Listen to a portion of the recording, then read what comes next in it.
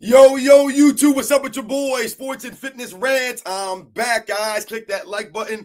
Subscribe to my channel. What's up, y'all? Welcome back and welcome to another live edition. That's right, ladies and gentlemen. You guys, welcome to another Friday Night Rants. That's right. You guys know the deal, man. And in this live, we're going to talk about Le3rd option James and how he is not an Iron Man of the NBA. He's never been a quote-unquote Iron Man of the NBA. We're going to talk about that. We're going to talk about how this man has been getting carried by Luka Doncic, especially over the last, 8-game winning streak that they've been on. We definitely going to laugh and talk about that. And some other things that we're going to talk about that we've talked about this week, some of the videos that I've did, some of the things that I've seen and heard. So once again, you guys know the deal on this channel. You guys know what it's about. Setting the record straight, stopping the lies, stopping the narratives, stopping them from rewriting history, guys. All right, you guys know that. And I want to thank you guys, everyone across the world, everyone across the states that's been supporting my channel. Once again, you guys know that I am truly, truly humbled. Shout out to everybody in the membership, all you guys that continue to come through. Like I said, it always means a lot, man. And you guys know what to do. Turn the volume all the way up. Hit that play button. Remember, these videos, these lives, for educational purposes. And let's roll. So, yes, guys, shout out to all you guys out there on a Friday night. Thank you for coming through. Shout out to Bandhead for coming through as always. Ivan, what up? Shout out to you guys. Chase 1738. What up, Jace? Jordan Stopper. Shout out to you for Jordan Stopper for coming through. Lynetta, Renee, what up? Always coming through. Deal with it. Salute. Shout out to you. John Freeman. Thank you very much for coming through as always, guys, on a Friday night. Shout out to my man, the real Siberius, for coming through. Continue to do what you do, man. Like I said, guys, it means a lot for all you guys to support the live shows. Again, another Friday Night Rants. And we got some things that we're going to rant about tonight. Absolutely. I told you guys, we're definitely going to talk about some of the Robert Parrish comments that I talked about in the video, calling LeBron James a quote-unquote Iron Man. And once again, we all know that LeBron James is not an Iron Man. We're going to talk about that definitely today. I want to also talk about the top 5 movies video that I did because for some reason, somehow, I forgot to mention a couple of movies. So I wanted to touch on some of that again. Also, like I said, talk about maybe the Pat McAfee comments or the Pat McAfee show with Coach K. What was going on there. I wanted to touch on this Kobe Bryant, Michael Jordan, mind versus the game. I put out a poll a couple of days ago asking you guys about the mind versus the game. Which do you think was closer, right? Between Kobe Bryant and Michael Jordan. And most of you guys picked the mind. So I wanted to talk about, touch on that. And, touch on a couple of things that I heard some people say in the comment section. So once again, like I said, guys, this whole, LeBron James being carried thing, definitely going to talk about that. So again, shout out to all you guys that continue to come through. Like I said, man, it means a lot. So like I said, rest in peace to Chuck Norris. We all know Chuck Norris died today. So rest in peace to Chuck Norris. I was, Chuck Norris and a lot of those guys, that we grew up watching back in them days, these action, action heroes, guys that we watched, like I said, in these movies, do all these incredible things. Like I said, it's sad, like I said, now when you see a lot of these guys that we grew up watching and, we're old, so obviously those guys are old. So again, man, rest in peace to Chuck Norris. Like I said, and thank you for all the things that he did, as far as making movies and stuff like that. Fancy, what up? Shout out to Fancy for coming through. Thank you very much. My man, Cax Smyrnite, what up, man? Shout out to you. Iron King. Oh, man, he ain't no Iron Man. That's for damn sure. You know that. Shout out to Pause 928 for coming through. What's up, man? Shout out to you guys. Like I said, always coming through. It means a lot. But yeah, I wanted to touch on the movie. So I did a movie video, top 5, sports movies. Someone had asked me about that. And, I told you guys, it's a really hard list to do. It's hard to do. I did off the top of my head, So after I did the video and I went back and watched the video, I realized that I forgot to mention Space Jam. And the funny thing about it was I actually wrote Space Jam down to talk about in the video as one of my top movies. And I was going to put it last, to talk about last. I was going to save it for last. And originally I was going to do it first. And when I started doing the video, and then after I did the video, I realized I didn't even touch on Space Jam. I didn't even mention Space Jam. So I definitely wanted to mention Space Jam as one of my top movies or sports movies. And I also wanted to mention Little Giants that I forgot to mention in that video. And Little Giants is a movie that I actually watched a couple of days ago. My son loves that movie. Ever since I put him on to Little Giants, he likes watching Little Giants. So I just watched that movie not that long ago, and I completely forgot about the Little Giants in that video. So I definitely wanted to mention those movies as far as the top 5 movies of all time. And I told you guys some stories about some of those movies and how I related or why, I thought about them, the way that I did. Yo, Bernard Kemp, shout out to you. What up, man? Hamzas. Yo, what's good, man? Thank you very much for all you guys. Like I said, for coming through on a Friday night. Howard Hollis, what up? Shout out to you, man, for always emailing, coming through, man, helping support my channel. Like I said, it means a lot for you guys to always come through. Like I said, it's really, truly humbling. So, yeah, man, some of the movies that I talked about, I don't know if you guys had seen that video. I was talking about a lot of these movies. And, I talked about movies like The Program in that video. That was one of my favorite movies, was The Program. That's right, Fancy, the original Space Jam, not that fake-ass remake Space Jam that LeBron James goofed up. We're talking about the real Space Jam. So, again, shout out to all you guys again, because you're on the money with that. Yeah. Yo, shout out to Laguna B. What up? Yeah, didn't Rob Parrish recently crash at about players low managing? You sure he didn't call from, I get a call from ESPN. Yeah, like I told you, we're going to talk about Robert Parrish comments because that's going to be the main thing that we talk about today. LeBron James being, called an Iron Man by Robert Parrish. And once again, no disrespect to Robert Parrish because, we all respect Robert Parrish. And like I said, Robert Parrish played in the golden era. So I got mad respect and love for Robert Parrish, his career, is and how he approached the game. I told you, to me, he was actually insulting himself, putting LeBron James in the same conversation with him or making it seem as if LeBron James playing all those games is like the same way that Robert Parrish did it. It ain't the same way, guys. Robert Parrish was out there. He wasn't load managing, all right? He wasn't lollygagging up and down the court. So we're going to definitely talk about that. Because I said the comments don't add up. You know what I'm saying? But yeah, so we definitely going to mention that. Now, one of the things that I wanted to also talk about before we get into LeBron James, being carried out there hardcore by Luka Doncic and what he's been doing lately, I wanted to touch on the Coach K comments on the Pat McAfee show. All right, because to me, this is going to lead into another topic that I had talked to you guys, or I brought up on my channel, on the poll, on the community page about the mind of Kobe Bryant, right?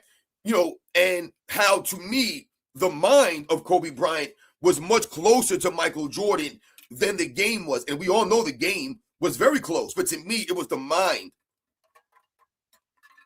the level of mind that Kobe Bryant had, right? To me, is what separated him. And to me, that was closer to Michael Jordan than the actual game. So, again, yo, Gino Panzini, what up? NBA Sports News, shout out to you.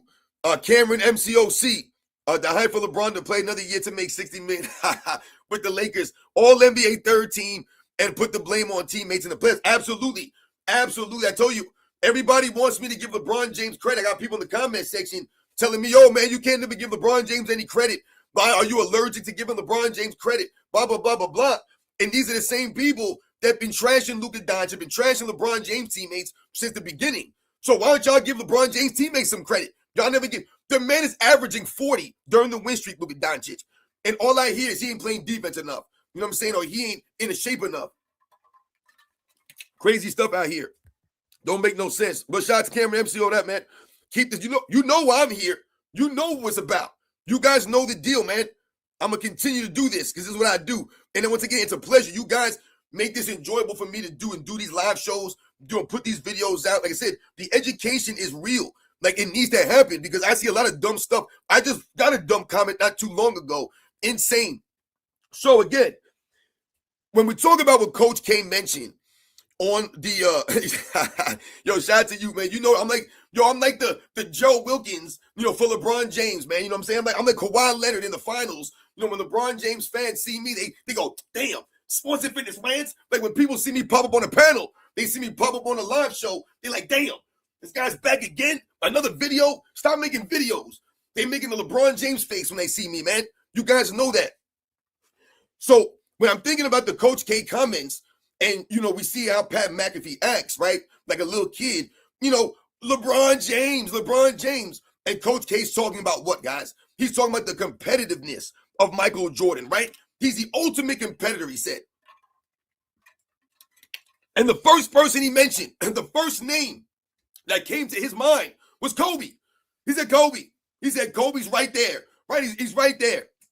So when we talk about Kobe Bryant, and we're talking about ultimate competitor, that's what Coach K was talking about. He wasn't talking about anything else. He was talking about greatest player of all time. He was talking about ultimate competitor, what he associated with Michael Jordan, what he thought about when he thought of Michael Jordan, the ultimate competitor. And I told you, that's one of the greatest compliments that you could pay someone like a Michael Jordan. That's one of the greatest compliments you can pay any person who participates in a sport, that they're the ultimate competitor, right? It's almost like being called a pro's pro. These are kinds of compliments that you want to be, you know, labeled and associated with. You know, you always heard that, yo, he's a pro's pro, man. You know what I'm saying? He's your favorite player's player, right? Your favorite player's favorite player. Right? You've heard these kinds of terms. The people's champ, right? You've heard these kinds of monikers for certain players. All right. So when we talk about someone like Kobe Bryant and talking about Michael Jordan, and he's talking about the competitiveness, right? This goes to the mind of Kobe Bryant, the mind of Michael Jordan, the approach to the game, right? And Coach K is basically saying, right, when he mentions Kobe Bryant and doesn't mention LeBron James, and he's basically forced to mention LeBron James. Yo, shout out to you, Wu-Taj. What up, man? It's laughable when you try to throw his name in there or force someone to put his name in a room like that. When we said, no one's saying that LeBron James is a zero competitor or has zero competitiveness. What we're saying is you're not on that level. And there's levels in life. There's levels in everything in life. Is there not? I mean, you play a video game and there's levels in the video game, right? Hard, normal, easy, very hard. Like there's different levels in life in everything that we do, man. Right? Different jobs that we work. People at your job, you work a job. There are people at your job that suck. Some people suck, man. It don't matter how long they've been there. They suck, man. I remember working with people. When I worked in the jail all these years, I remember working with guys that were there for years, man. Years. I remember I was new there. I was there for like 4 years one time. I remember working with this guy who was there for like 22 years. This freaking guy was there. And he's asking me how to do the job. I'm like, dude, I should be looking to you. You've been here all these years. And you're asking me about this stuff? Come on, man. Get together out here. But that's what you guys society. So there's levels to everything in life, man. I told you, some people are picking up the slack for the people who do the bare minimums at some of these jobs. So, yo, Rookie 30590, what up? Yo, shout out to you guys, man. Yo, you guys know that, man. I got the facts for you. Yo, shout out to Posh King, what up? Thank you very much, guys. Like I said, for always coming through. Once again, on a Friday night, man, it means a lot. Shout out that guy with the plan. You know, LeBron James wasn't competitive in 2010 when he joined the Miami Heat. Exactly. He was not competitive. Not at all. So, when I'm thinking about the Kobe Bryant stuff, and I told you guys, I put the poll up, right? I know that Kobe Bryant is one of those players where, you know, you get some extremes on one side and you get some extremes on the other side. And a lot of times when I hear people, you know, try to knock Kobe Bryant or tear him down, especially the LeBron James side of things, they're always trying to point out how perfect Kobe Bryant wasn't. Oh, Kobe wasn't perfect here. Oh, Kobe Bryant did that here. Or he did that there. Right? They're always trying to point out and highlight the failures of Kobe Bryant. And no one's ever promoted Kobe Bryant as perfection or as a Michael Jordan, right? Because Michael Jordan is often promoted and celebrated as a guy that had no weaknesses, no flaws to his game, a guy who worked on these things to that degree, right? And was almost perfect in that regard, a perfect NBA Finals record. But Michael Jordan wasn't perfect either. So when these kinds of guys are brought up, this is how they try to trash at Kobe Bryant, by talking about his failures and highlighting his failures. But when you do the same thing for LeBron James, and then you see, and you realize that LeBron James failed more, he failed worse, right? And there was a lot more, things about LeBron James' career that you don't respect, then you realize there's no way you can put him above a Kobe Bryant. So when you think about the Kobe Bryant mind and you think about the Kobe Bryant game, and we've talking compared it to Michael Jordan, and there are people that say that, they didn't like him trying to be like Michael Jordan, right? Like, and I get a lot of people feeling that way. Oh, Kobe Bryant was trying to, imitate Michael Jordan, and it upset a lot of people originally, because they thought he was, trying to just copy Michael Jordan. But Kobe Bryant, I told you, earned the respect of a Michael Jordan first and foremost. And it was Kobe Bryant's mind, the competitiveness of Kobe Bryant, that ultimately won over the respect of a Michael Jordan, got the attention of a Michael Jordan. It wasn't always necessarily the game of Kobe Bryant originally that got caught Michael Jordan's attention. Because remember what they talked about coming into that 1998 All-Star game, right? What was Michael Jordan and the other All-Stars talking about in the locker room? They talk about the young kid from LA, right? They said, yo, this young kid's going to go out there and try to play one-on-one with everybody. So what are they talking about right there, right? And we touched on some of this before. They're speaking to Kobe Bryant's mind. They're speaking to the competitiveness of Kobe Bryant. So I told you guys, in that moment, that's how Kobe Bryant added to the All-Star game in 98. He added to the All-Star game. He added a level, right, to the competitiveness that was already there. It was already there, but he added to it now. He didn't take away from it. No, he added to that level of competitiveness by, right, having these guys thinking about him before the game even started. They're talking about the young kid from LA that's going to come out here and try to go one-on-one with everybody and try to make people look bad. So in that game, you saw Michael Jordan and Kobe Bryant going one-on-one, right? Going back and forth. You have those moments. And that's, to me, really what speaks to Kobe Bryant. More so than the game being similar to Michael Jordan, to me, it was the mind, right? Because you're not going to get the game without the mind, right? You need the mind there. And that's what Kobe Bryant had. Yo, again, shout out to all you guys. Shout out to my man, the Real Siberians, for coming through with the super. McAfee was cringy, emotionally forcing LeBron into that conversation. LeBron isn't a competitor. He's not as it has been. He's never was. That's right. Yeah, man, he's not an has-been. He's a never was. A complete joke. Now, you right about that, the Real Siberians. A shout out to you, man, for always coming through. Like I said, donating to the channel, donating to the live streams. Like I said, adding, like I said, to the conversation. And like I said, that's the perfect way to describe it. It was cringy as hell, the way that he was screaming and yelling. Like, let Coach K just talk and say what he was saying. He's giving you his thoughts on a situation or a topic you're talking about. And when he names someone like Michael Jordan, he's talking about the ultimate competitor. He brings up a Kobe Bryant, right? He brings up a Magic Johnson. He brings up a Kareem Abdul-Jabbar. He's just bringing up those guys. Those were the guys that popped in his head. That's what he was thinking about. For, someone like Pat McAfee in that moment to scream out the way he screamed out like that, like I told you, it was really sad and embarrassing. I'm embarrassed for Pat McAfee, a grown man, to be screaming about LeBron James that way to someone like Coach K, who's just giving you the facts, because no one believes that LeBron James is in that room. You're not in that room. Not in that room. And like I said, I felt really bad that Coach K had to sit there and deal with that, because Coach K is a nice guy, he's a classy guy. And you sort of look on Coach K's face, like he was like, come on, dude, like, what do you want me here? He's like, he's not selling tickets outside. He's like, but come on, man, like, he ain't Kobe and Jordan. He's not Magic. I'm telling you, he's not Jerry West. He's not Bill Russell. Like, he's just not them dudes. That's not my opinion. That's like, oh, that's your opinion. That's not my opinion on that. Talk to any historian. Talk to anyone and listen to any of the stories of Bill Russell as far as competitiveness. I'm talking about competitiveness. We're not talking about who's the greatest of all time. None of this stuff. We're talking about competitiveness, of being a competitor. I don't think the LeBron James fans understand what being a competitor is. Being a competitor means that you don't make any excuses. You don't need excuses. You don't want excuses made for you.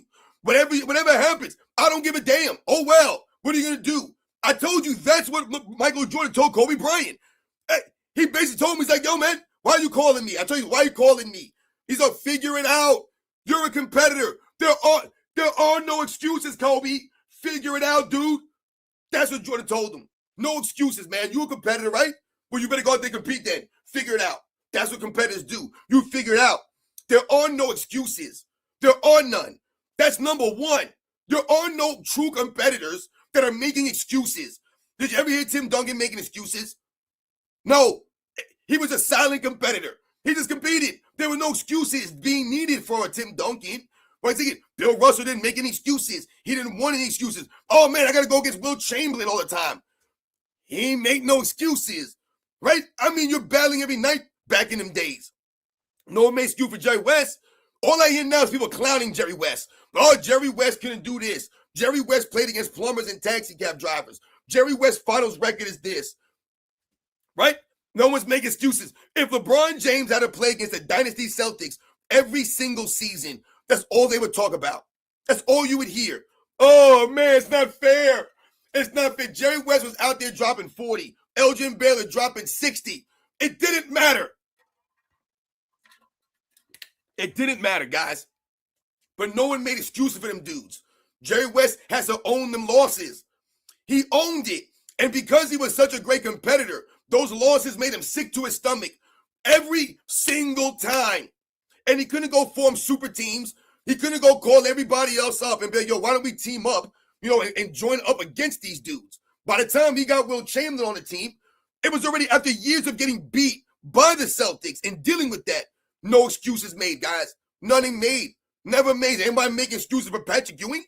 How many great plays did Patrick Ewing play with, right? How many big-time plays did Patrick Ewing play with in his career? Anybody make excuses for Patrick Ewing?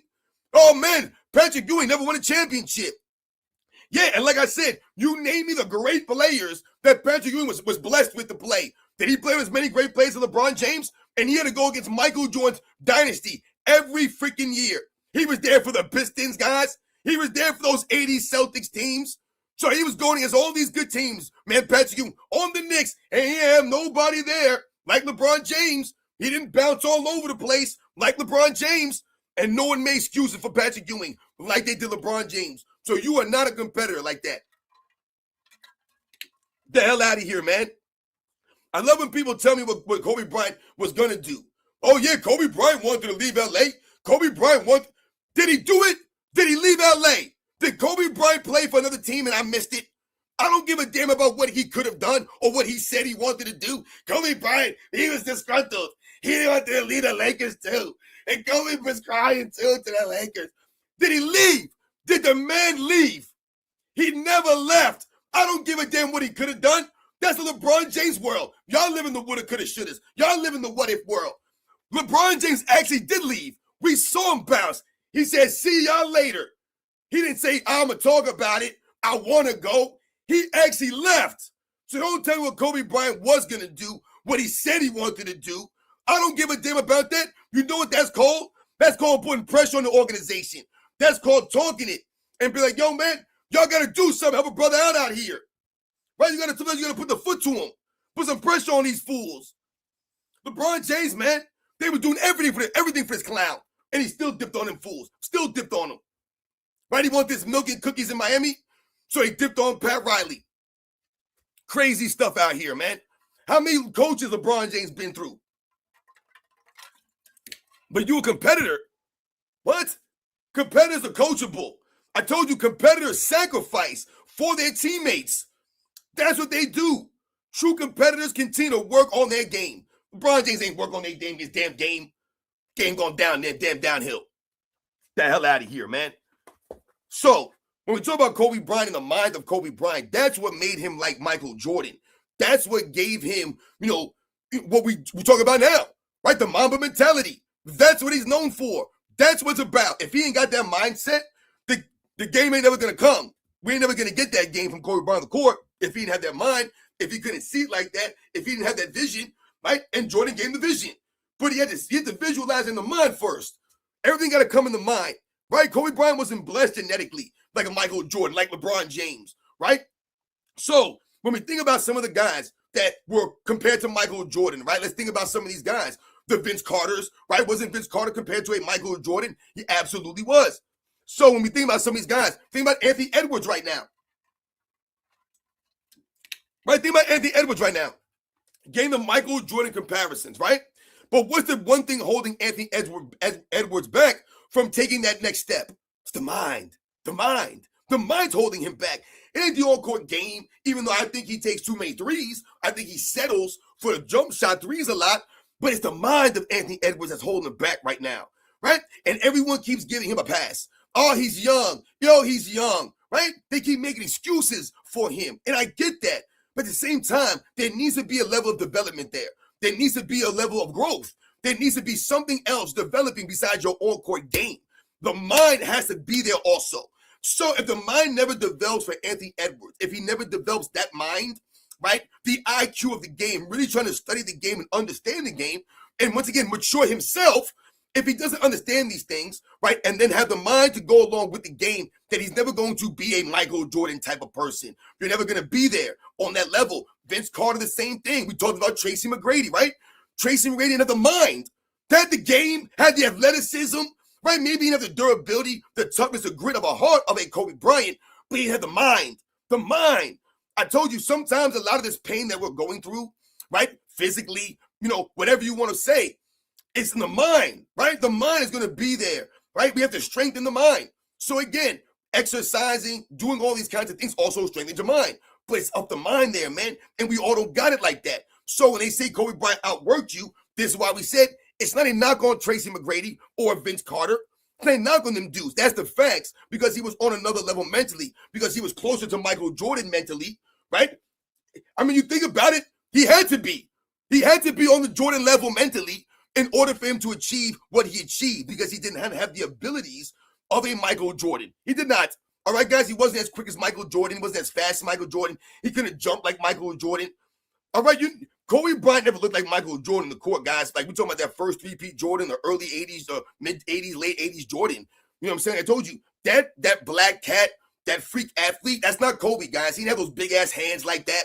He didn't have the arms of Michael Jordan. He just didn't have the jumping ability of Michael Jordan. And once again, Kobe was a great athlete. Again, there's levels to this, though. So Kobe Bryant's work ethic had to be something on that level. He had to be on Jordan's work ethic level. He had to be on there mentally, the heart, the grit, the toughness of Kobe Bryant. Even Michael Jordan himself said Kobe Bryant was tougher than I was. I mean, think about all the pain he played through, all the injuries he had to deal with throughout his career. All right, so now that leads us into what we were talking about here with LeBron James. Again, shout out to all you guys. I know I'm rambling on here. Once again, shout out to my man Mark Book for coming through. Jelly Johnson's. I see you guys. Shout out to the Jesse Glassager for coming through with the super. LeBrick's longest Iron Man streak is 117 games played. Longest in LA is 37 games. Wow. Longest in 2022, 2023 was 9 games. Laughing my ass off. Wow. See, the Jesse Glassager, you came through right at the perfect time. Perfect time. This is actually fantastic right here. So, 100, again, thank you for coming through with the super, man. I appreciate it. 117 games, right? The longest streak for the Iron Man. I told you guys, in the last three-peat for Michael Jordan, right? 96, 97, and 1998. Michael Jordan, between the regular season and the playoffs, played in 304 consecutive games, all right? 304 consecutive games, guys, all right? That was in the second three-peat, all right? At 33, 34, and 35 years old, we know he was playing, defense, making all defensive first team and winning a couple of MVPs, 3 championships, 3 finals MVPs, but never missed a single game. I told you, the only player from the second three-peat to play in every game in all 3 seasons. No one else did that, guys. He was the only one out there leading the league and scoring every season, being a competitor, being a leader, showing up to work, right? Being a legit Iron Man, showing and improving heart, grit, toughness, right? Durability during those times. You think there weren't games that Michael Jordan didn't feel that good, that he was hurting, that he wanted to rest, that he could have rested, but he didn't rest? No. So again, they won more than 60 games every single one of those seasons, guys. So you have LeBron James playing in 117 straight games, right? You have seasons when he's playing 37 straight games. One season you're playing 9 straight games. And we've seen a lot of these games from LeBron James, right, on his resume. When you go to his resume and you see how many games he's played in some of these seasons, it's a laugh. So when we think about what Robert Parrish said, all right, shout out to QB to LB, shout out to TG. Thank you very much, guys, for coming through. Double unto her double. Shout out to you. So once again, these are the facts out here.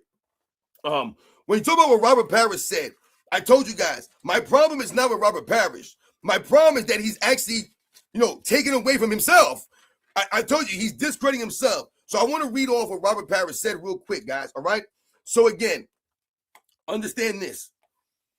All right, he says this. If anyone is deserving of breaking the Iron Man record, I would say LeBron James is. He takes such good care of himself, his approach to fitness, and what he puts into his body reflects or mirrors how I felt about my fitness and what I ate, how I took care of myself. So, I told you guys, when he says that to me, he's taking away from his own greatness, Robert Parrish, there. Because you're putting LeBron James on your level. And I do not believe that LeBron James tying Robert Parrish for most games played proves and shows that he's an Iron Man anywhere close to a Robert Parrish. And I told you guys, Robert Parrish does not have the quote-unquote Iron Man record. He has the most games played record, but that's not the Iron Man record. All right? Again, we have to put respect on someone like AC Green. He has to be mentioned in this conversation. He has to be brought up. All right? Because if you're going to use a term like Iron Man, Robert Parrish, and you're going to say LeBron James is deserving of this, again, it doesn't add up. All right? Again, Robert Parrish, I believe, has played, I want to say 2 or 3 seasons of 82 games. However, Robert Parrish has played 79, 80, 81 games many, many times. Robert Parrish wasn't missing games. He wasn't load managing. He wasn't walking up and down the court, blowing on his hands, wiping his chest, while Larry Bird and Kevin McHale and everybody else on the other side of the court. That wasn't Robert Parrish. So the 11 or whatever, what is the record? 1,611 games. Excuse me, guys. That, he tied Robert Parrish for playing. I'm not going to put those games that LeBron James played and Robert Parrish games in the same conversation. It wasn't the same thing. It's not the same what Robert Parrish was doing versus what LeBron James has been doing. Like I said, you pull up video footage of Robert Parrish walking on the other side of the court, standing there while everybody else was playing. And he was a center. He was still running up and down the court, though. He was still giving way more effort, way more consistently for all of those years. So, to me, Robert Parrish is taken away from himself. He's taken away from AC Green. He's taken away from all the other great players that played in way more consecutive games than what my man Jesse Gladsaget has just highlighted to us here. Right? It's actually embarrassing. Yeah, you're right about that. QB to LB. That was part of his secret power. Right? You guys remember AC Green was infamously a virgin till I don't even remember, like a 40-year-old virgin, whatever the hell he was. But he was a virgin till a very old age, or an older age than most people, depending on your beliefs or whatever. But so that was always, like, I remember a running joke when he played in the NBA. Oh, AC Green's a virgin, and that's what makes him not miss any games, is because he wasn't having sex, and it wasn't taken away from his powers, this kind of stuff, because some people believe in these kinds of things. You remember, like the old thing with like boxers, right? Like, you or a fighter, like, you don't want to be with a woman, before you're going to fight, right? Because they say that it would make like your knees weak, right? So it's like, oh, don't have any relations with a woman or anything like that before you're going to get into a fight, or the night before, like a fight or some kind of competition like that, because, it would weaken you. I remember there was this movie, I remember my dad, a lot of the old VHS tapes, there was a movie called Samson and Delilah, right? And this guy, Samson, he got his strength from his hair, right? And, when you think about someone like AC Green, it's almost like he got his strength, from not, engaging, in those kinds of activities on the side. So shout out to AC Green. But when we think about AC Green, remember, he has the true legit Iron Man streak. All right. So we have to understand that. Look, here we go. We're LeBron James fans. Kev Smith, boy, I tell you, man, you are my biggest fan right here. You're one of my biggest fans. It's people like you that continue to help us with the LeBron James fans say weird things. He says Robert Parrish, absolutely correct. LeBron James has played 292. Why'd you put in quotes? Did he quote unquote play 292 games, or did he not actually play the 292 games? I'm confused. Playoff games alone, that's almost the equivalent of 4 seasons in playoff games on top of his 22 regular seasons. Again, you don't understand what the meaning of an Iron Man is, my man. So let me educate you on what an Iron Man is, because you never played sportscast, but we know it, dude. We understand it. All right. I'm going to break this down for you. All right. You can say whatever you want about how many games LeBron James played, how many minutes he played. We've seen a lot of LeBron James, quote unquote, minutes, right? The minutes he plays on the court, right? Just like you put those games in quotes, because really, a lot of times we see LeBron James playing these games, he lollygagging up and down the court. He ain't playing no defense, right? He's having his teammates take on the burden, all right? And then when things don't work out in those 292 games, how many of those losses, my man? How many of those losses? A lot of losses in there, right? The most playoff losses of all time. Standing around, watching your teammates do all the work for you, pick up all the slack. So, let's think about this. Iron Man. There's a couple ways we can think about this, right? We can think about the album, right? Iron Man, or shout to Ghostface Killer, the Wu-Tang, because Iron Man's legit iron. I mean, so the Iron Man album alone is fire, all right? So the Iron Man, just being called Iron Man, you got to come correct. The album is fire. All right, so let's go with the album right there. Album's fire. We all know that. All right, no doubt. Now we think about Iron Man and what it means as far as what you're doing in your sport. Right? There was a guy named Lou Gehrig, right? Years ago, way before my time, there was a guy named Lou Gehrig, all right? Nicknamed the Iron Horse. The Iron Horse, all right? Had the major league record for most consecutive baseball games played, right? It was broken by a guy named Cal Ripken Jr., right? And I mentioned Cal Ripken Jr. in the video.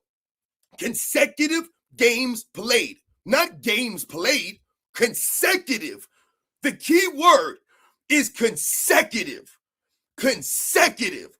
When you guys were celebrating LeBron James' 10-point consecutive game streak, it wasn't legit consecutive games. And it was a regular season streak that you guys always have to make these stipulations for these records, right? Like, look what you put here. He played in 294 playoff games. That's the equivalent of 4 seasons. Like, the equivalent of 4 seasons. It's the equivalent of 4 seasons. How many games has LeBron James missed, my man, his career? How many games has he missed? He's missed the equivalent of a couple of seasons in games, has he not? Yes, he has. See, so you guys won't bring it on both sides. You guys look at one angle, you look at your blinder angle, because you're Nick Wrights. This is where you guys get your information from. So again, we have to understand this. You're not making any sense, right? So we go back to the word consecutive. Consecutive games played. Lou Gehrig played in consecutive games. He was given a nickname of the Iron Horse. Again, like I mentioned, for a reason. A reason. That streak was seen and thought of to be damn near unbreakable. When Cal Ripken Jr. was going for this record, you think that there weren't days that he wanted to, take a day off and be like, yo, man, I ain't got tonight. And I told you the man played shortstop. If anyone knows baseball, then you understand shortstop is a very intense position, man. He ain't hanging out in the outfield where sometimes you could be out there doing nothing.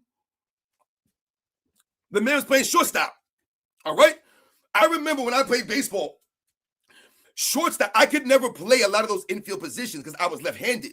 So I was never able to play third base or shortstop or second base. I played first base sometimes because that's really good for a left-hander. But I remember the shortstop position was always played by the best players. The best players usually play shortstop. When I was growing up, man, Little League, all the best players played shortstop. That was the premier position for the infield. So again, Cal Ripken Jr. was playing a premier position, right? And playing his consecutive games. AC Green played in 1,192 consecutive games. 1,192, my man. Wake me up when LeBron James can sniff something like that. He ain't not coming close. AC Green was averaging 30 minutes a night, 29.2 minutes a night while doing this. So it ain't like he's playing 10, 15 minutes a night, right? He's a bench guy, not playing a lot. No. And you know what's funny is, again, because we're educating people out here on an AC Green who never gets mentioned, People in the chat, I saw there were people trying to knock AC Green as a role player, which he was, but they were trying to knock him as a bench guy, as a guy that rarely ever played. So it was easy for him to play 82 games consecutively. Go look up my man, Kev Smith. Go look up AC Green. How many 82 game seasons he got. Go look it up. It's actually laughable how many 82 game seasons he has. It's quite laughable when you think about the position he played, power forward in the 80s into the 90s, going against bangers every night. Because remember, AC Green was not a bench guy. AC Green was a full-time starter on the Dynasty Lakers on their back-to-back championship team in 87-88. He was their starting power forward, guys, right there alongside James Worthy, right there alongside Kareem Abdul-Jabbar. It was AC Green, guys. AC Green, man.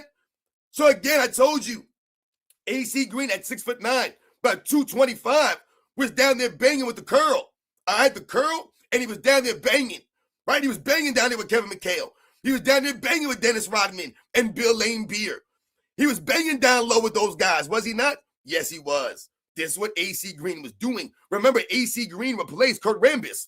Kurt Rambis was the starting power forward, right, for the first championships. And then AC Green came along, right, in the last two championships in 87-88, replacing Kurt Rambis as the starting power forward. AC Green also, we're going to continue the education here. The Iron Man, the legit Iron Man, AC Green.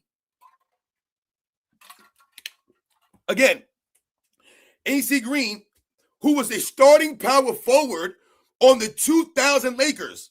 The 2000 Lakers. AC Green. You guys, Kevin Smith don't know that. Hell no. Why would Kevin Smith know that? He ain't worried about education. He ain't worried about the history of the game. Y'all want to clown AC Green. Who's AC Green? AC Green's nobody. He's a bench guy. No, he's actually a starter for 3 championship teams. 3 championship teams. Starter for the 2000 Lakers, the starting power forward, was AC Green. So again, when we talk about the impact, right? When we talk about what they're doing out there, that's called consecutive games played. See what you get? You get something like this. Fizzy Fizz. AC Green never averaged more than 15 points, and you're comparing him to LeBron. What the hell does that have to do with consecutive games played? What does the amount of points that AC Green scored have to do with the consecutive games played? When he's averaging 30 minutes a night and he's banging, getting more rebounds than LeBron James in a lot of those seasons, and he's nowhere the athlete of LeBron James. Is AC Green 260? No, he's not. Is AC Green playing in his weak-ass era? If AC Green played in this era, my man, where he could travel, carry, set illegal screens, AC Green's easily going to average 15 points a game. Easy in his era. Just off putbacks alone. Just off his rebounding. He would dominate this era in rebound. He would be the best rebounder in this game right now. Easily, hands down. He'd be leading the league in rebounding easily. But you're talking about points per game. Once again, has nothing to do with your consecutive games played. Right? And what AC Green was doing. Like I just mentioned, starter for 3 championship teams. LeBron James wished he had AC Green. And he would probably mess AC Green all up. We wouldn't even know who AC Green is right now. He'd ask AC Green to be traded. But you had Fizzy Fizz. One-on-one, I guarantee you Fizzy Fizz has 0 videos talking sports. I guarantee you Fizzy Fizz would never put themselves on camera and make a video about AC Green. I dare to make a video on AC Green. You went up to Basketball Reference and looked up his points per game. He never averaged more than 15 points per game, AC Green. And you mentioned with LeBron James. What? And Michael Jordan has 6 championships, and y'all keep mentioning him with LeBron James. Right? You guys keep throwing LeBron James' name in a bunch of conversations he don't belong in. But y'all here worried about AC Green. We're talking about consecutive games. He's the Iron Man, dude. He is the Iron Man of the NBA. You can cry him over whenever you want. He's the Iron Man of the NBA. And it got nothing to do with points per game, rebounds per game, how many teams he played for. None of that stuff. He's the Iron Man. He was celebrated for it. There's a banner hanging and everything, dude. There's not going to be a banner for LeBron James consecutive games played, and they're going to nickname him Iron Man. Go right now to Basketball Reference. I'm sure that's where you went to find out about the 15 points per game he never averaged. Go look at AC Green's nickname. Go to Basketball Reference, type in AC Green, and see what the nickname says. See what it says. It says Iron Man. It says he has one nickname. He has one nickname there, Fizzy Fizz. It's Iron Man, dude. Iron Man. There's a banner hanging. It says Iron Man on it. You guys know that? They don't know that stuff. He's only talking about points per game. God damn. Goodness gracious. My God, man. There's no hope sometimes. That's what I'm saying. Like, when you have people say, oh, AC Green was a bench guy, and then you can clearly see that he started and was the starter for 3 championship teams. He was the starter. He wasn't a bench guy. He averaged 29 minutes a game. This is what he was doing on the court. He was one of the guys that you need on your team, right? That's why he was on championship teams. Everywhere he went, teams won.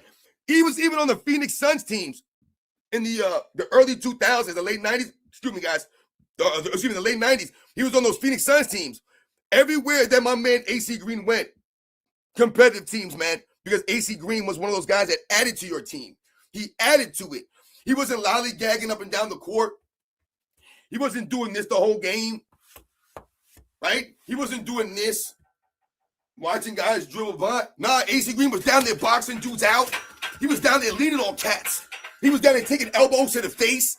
You show me video footage of AC Green rolling around like LeBron James does, and you got the nerve to call him an Iron Man?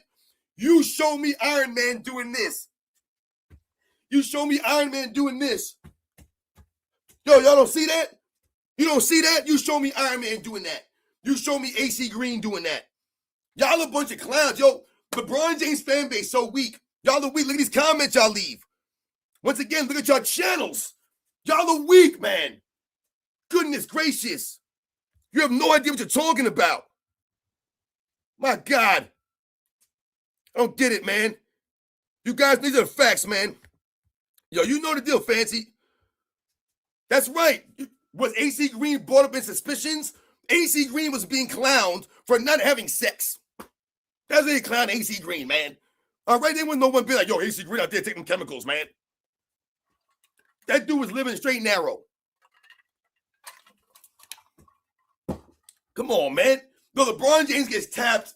He gets tapped. Goes right down to the knee. That wasn't AC Green. Were you out here telling me that LeBron James is an Iron Man? How many games did LeBron James miss in LA? Just in LA. How many games he missed in LA? 1 billion. 1 billion games. That's how many. But you're Iron Man? Again, Robert Parrish. You can look this up, dude. You don't see how many games he's missed? How many games you missed, Robert Parrish? How many games you missed? You ain't missed no games like that. You barely missed any games. And you're going to put your name with this guy?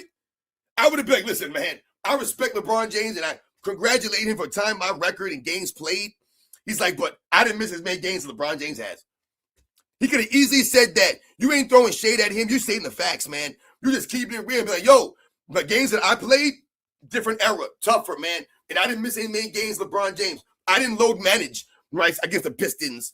I didn't load manage against the Bulls. I didn't load manage against this team or that team. I went out there and played. I didn't load manage against the Lakers. Nah, man, he played. LeBron James out there ducking Giannis, but they're going to celebrate his games played? The hell out of here, man. Crazy stuff.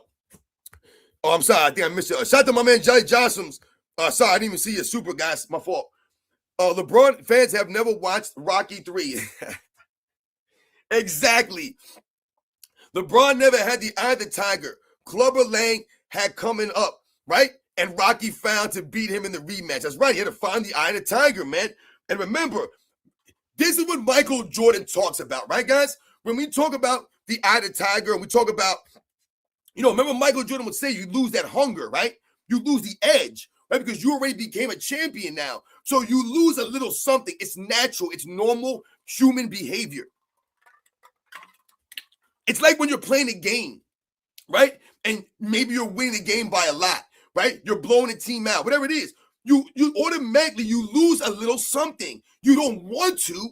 You try not to, but it's almost impossible when your mind knows that you're up by a lot and you get this confidence about, right? And you start to be like, oh, we're good. And you start to get loose with it, right? You start to get a little bit overconfident, right? You start to front run a little bit. It's natural for humans to do this. But this is what makes the great players great, because they're able to refocus themselves, right? And understand, listen, and that's what Michael Jordan talked about, keeping that hunger, keeping that edge, right? This is why Michael Jordan always looked for slights. People think, oh, Michael Jordan's petty. That's not pettiness. That's Michael Jordan trying to keep an edge. He's trying to keep the edge sharp. So if you want to call it pettiness, then you don't know sports and you don't know what Michael Jordan's doing there, because he's on another level. He's thinking about things differently than the way that we think about it. He's thinking about what he needs to keep him going at that level. People are, oh, Michael Jordan's so petty, man. He looked for everything and he was, oh, man, personal. And no, that's why he's Michael Jordan.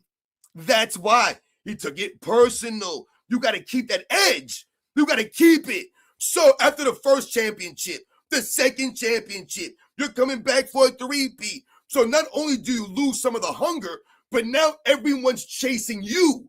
You're not chasing anybody anymore. Everyone's coming after you. Right? We used to play this game back in the day when we were kids called King of the Hill. Right? And I remember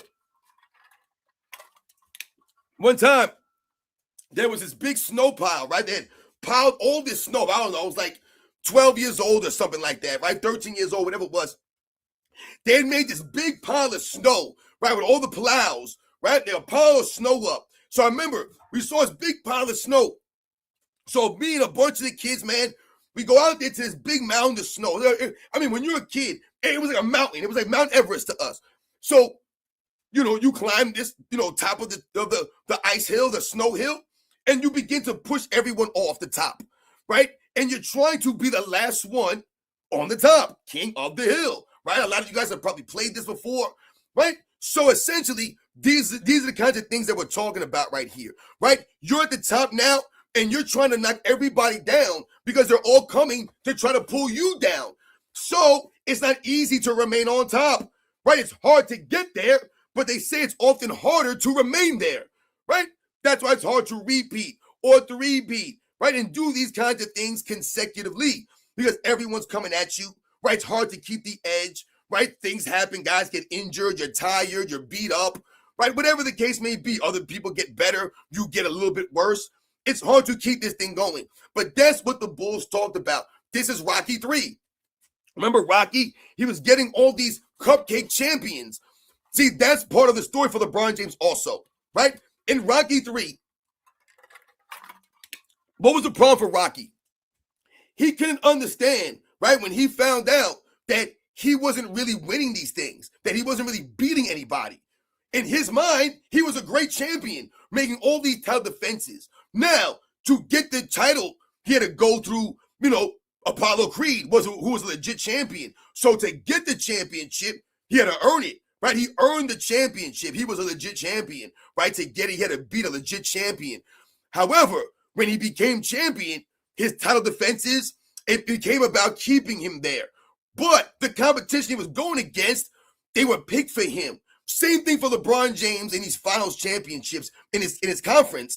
He's getting to these finals, but he hasn't beaten anybody to get there. So when you get to Clubber Lang, you ain't prepared, man. You ain't ready. You're going against a formidable team. You're going against a good team. And all of a sudden, you're not ready because you haven't beat anybody to get there. You've been going against these easy opponents. You've been playing the video game on easy. And then all of a sudden, you got to the finals and they ramped up the difficulty to hard on you. And you weren't prepared for this. You weren't able to raise your level up to match that difficulty. You didn't have the skills. You weren't prepared. You didn't have the wherewithal to get everybody else on the same page and raise them up with you. You never did this stuff. So even when you put the odds in your favor, even when you made the odds even, it still wasn't good enough because you weren't good enough oftentimes. It wasn't enough. You have Kyrie Irving averaging 29 points a game in the finals, and they're telling you, oh, what could LeBron James do? What could you do? Where's the Klondike bar? What could you do? Are you kidding me right now? With a 29 point per game score, what would Michael Jordan do with a guy averaging 29 points per game alongside of him? What would Kobe Bryant do? What would any of the great players do with a guy averaging 29 points per game alone? That ain't good enough? Seems like that should be enough. It wasn't just the only thing he had, but that's who your second guy was? You had Kyrie Irving averaging 27 points per game in an NBA Finals, and then 29 in an NBA Finals. But LeBron James did it by himself. Insane stuff out here. So when we talk about the Iron Man stuff, that ain't Iron Man, man. LeBron James is not an Iron Man. And when you talk about Rocky 3, there's the facts. LeBron James, he ain't never had the eye to tiger like that. When LeBron is eye to tiger, when you look at LeBron James, he was like, yo, that dude dug down deep. He ain't never dig down deep. When he was supposed to dig down deep, he left. He left. Every time, dig down deep, he left. Miami Heat, he left again. Dig down deep, dude. These are the facts. You guys know that. He ain't digging down deep for it. So don't tell me about Iron Man. That's a bunch of BS. And when Robert Parrish starts talking about, what he puts in his body, you better be careful there, Robert Parrish. You better slow the hell down. That's right, Dana Green. There is no tomorrow.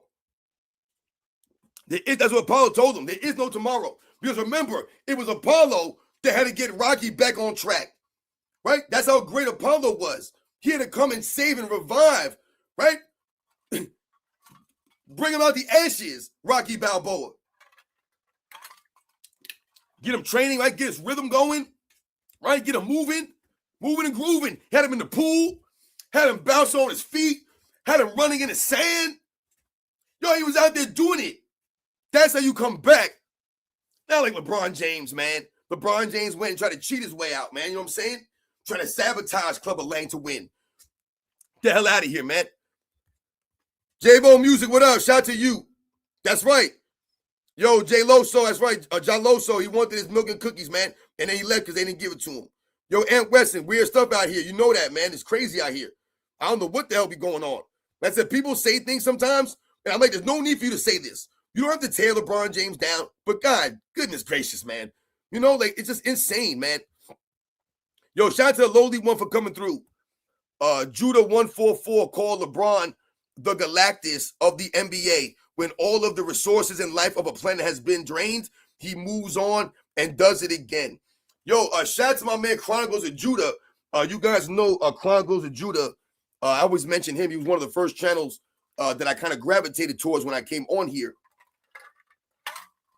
I'm not making content like when I was listening to people back around like COVID time, like I told you guys, like 2020, whatever that was I was hearing some of his content, and the brother was magnificent. Could break it down really good on the mic, man. Could really speak, and really good to hit you with some angles, and break down certain scenarios. Like I said, really good. And for call him Galactus, I mean that's on the money right there. When you think about LeBron James as Galactus, these are things we're talking about, right?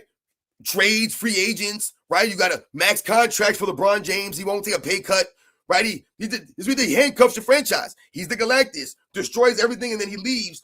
And then they'll say what? Oh, look, LeBron James left and the team fell apart. So let me get this straight. They do everything for building the team around LeBron James. Then when the guy that they build a team around leaves and the team is supposed to do good now, I don't know how that works. That doesn't speak to LeBron James' greatness. That actually works and speaks against LeBron James' greatness, right? That's how not great he is. Every time he goes to a franchise, he destroys it. Every time. Everything's jacked up, right? Which basically leads me into what we want to also focus on, and LeBron James being carried out there by Luka Doncic this season, especially during this win streak that we've talked about. Shout out to the Real Siberians. Sports and Fitness Rants. Check out my video. Heroes Have to Struggle. I'll check that out, definitely. Shout out to you. You guys know the Real Siberians. Check his channel out. I know you guys know him because, we all family up in here. Yo, Rookie, shout out to you, Thrill. Yeah, I was actually going to do one today. A LeBron James fan say weird things. I know I'm probably a little behind on that. I'm trying to get to 100 by the end of the year. So, yeah, maybe I'll do one. Trying to think, because maybe Sunday I'll do one. I'm definitely going to do a live Sunday morning. But, yeah, I'm going to try to do one this week. If not this weekend, definitely do a LeBron James fan. Maybe I'll do 2 this week to try to make up for some lost time. So, shout out to you. Yeah, shout out to you guys, man. I thought I saw somebody. Shout out to my man Terrence Potts for coming through with the super, man. It means a lot. Always coming through, man. Terrence Potts always here. So shout out to you.